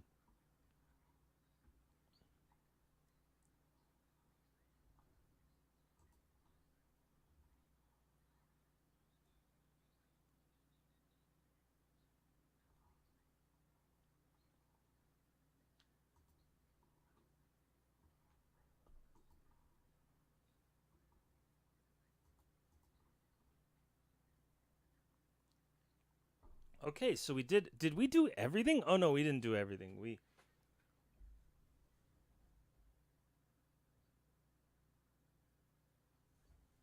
I guess I should try and hook those speakers up and do the subwoofer.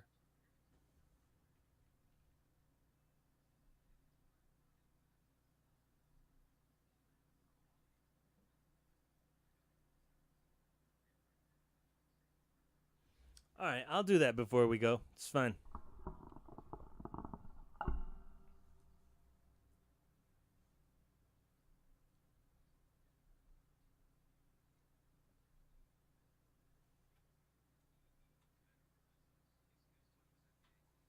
Cool. Hey, you know what? Learning sound equipment isn't so bad. It's kind of fun to get it right.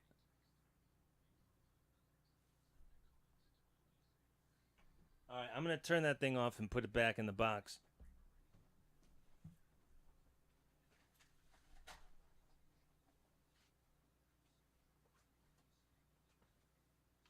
Let's see here. That one. Unplug.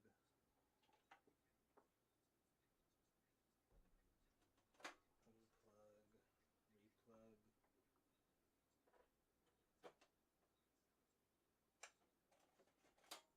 Unplug, unplug.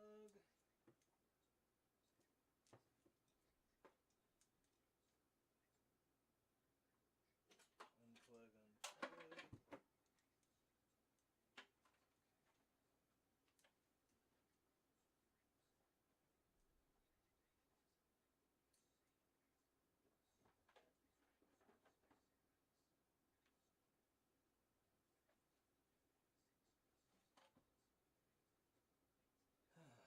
I think I'm gonna be done. It's 4 hours. I think I'm gonna be done for now.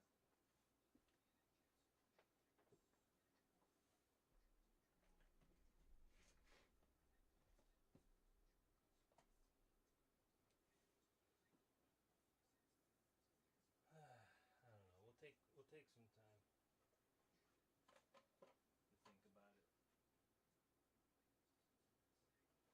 My pre-fader listen is on here. There you go. Oh, and then we don't need this anymore.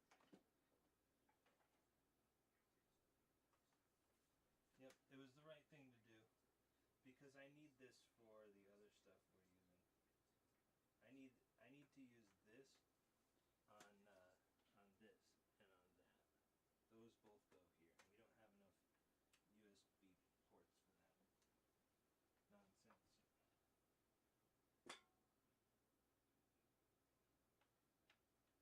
Okay, what does this mean? I'm gonna stop the stream here. I'll see you all next time.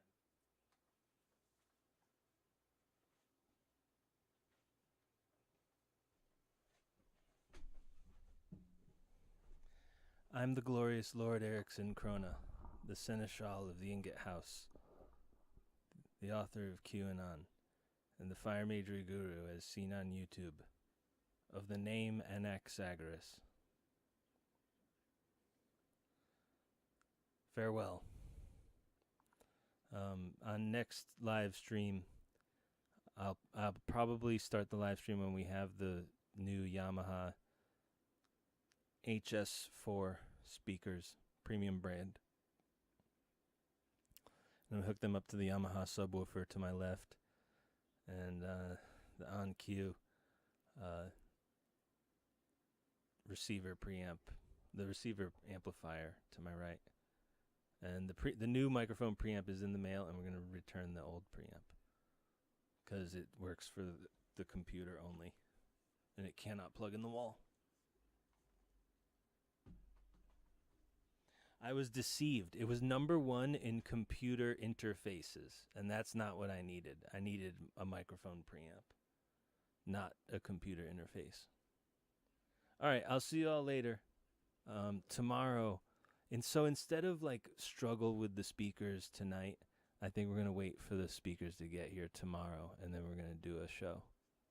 I was going to work on the speakers off stream, but I think we're just going to hard wait until tomorrow. Because there's how many more hours are left in today? About 3? Oh my gosh, it's tomorrow.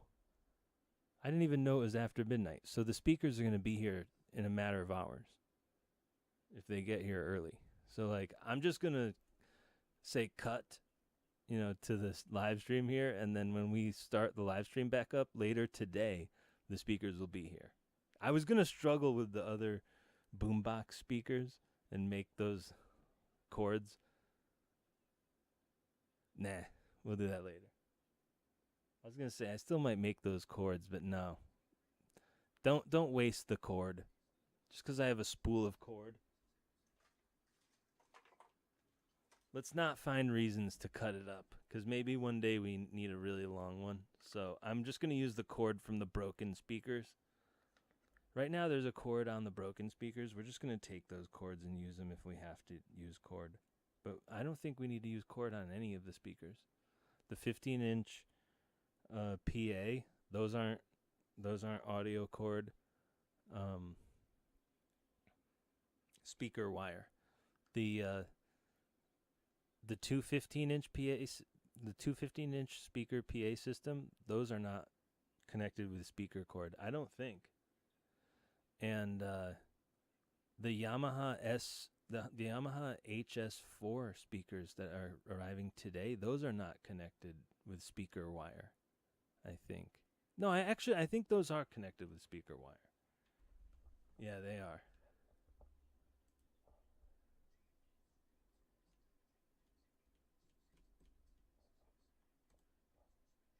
I'm really sort of impressed with this boom.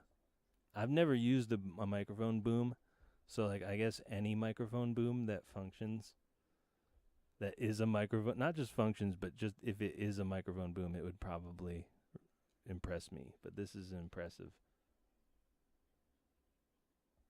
For $20. What do we got on the back here? Yes, it is speaker wire. So I actually, in fact, might need to cut speaker wire when we get these today. So that's cool. Yeah, I don't think it comes with speaker wire. I actually do think I'm going to need to cut my own speaker wire. And even if it does come with speaker wire, I might cut some of my own.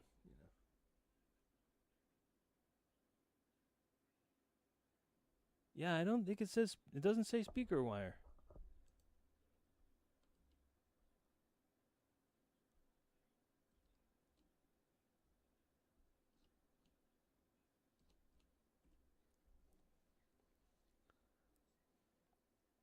with one customer noting that they deliver $1,000 worth of audio quality. Well, it is Yamaha. Wow, they're currently unavailable. Is that right? Oh no, there they are.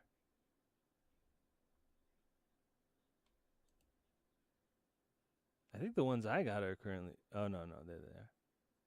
No, I think they are. I think they're currently unavailable.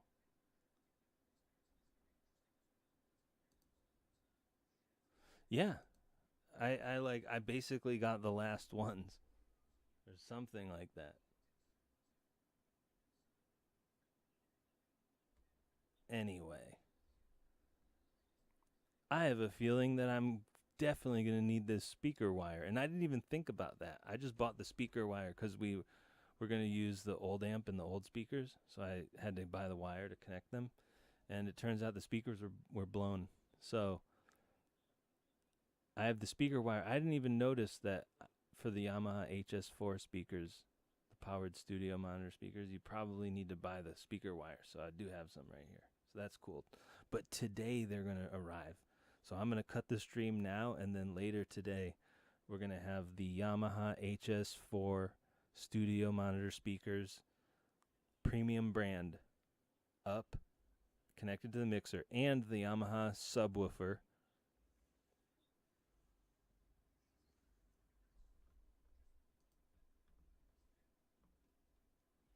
The Yamaha 8-inch 100, the Yamaha 8-inch NS-SW050BL subwoofer.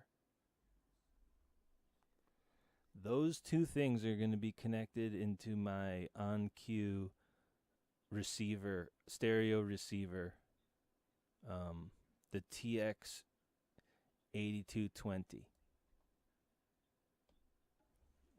which is right over there.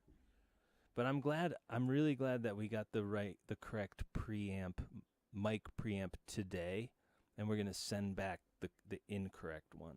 I'm glad we figured that out. Okay, so I'm going to end the stream here, and then the next time we stream later today, I'm going to have the speakers set up. We might unbox them. I'm probably going to do an unboxing today, and then we'll set them up together on live stream. Farewell. I'm the glorious Lord Erickson Krona, the Seneschal of the Ingot House, the author of QAnon, the Fire Major Guru as seen on YouTube, of the name Anaxagoras. Farewell. Farewell.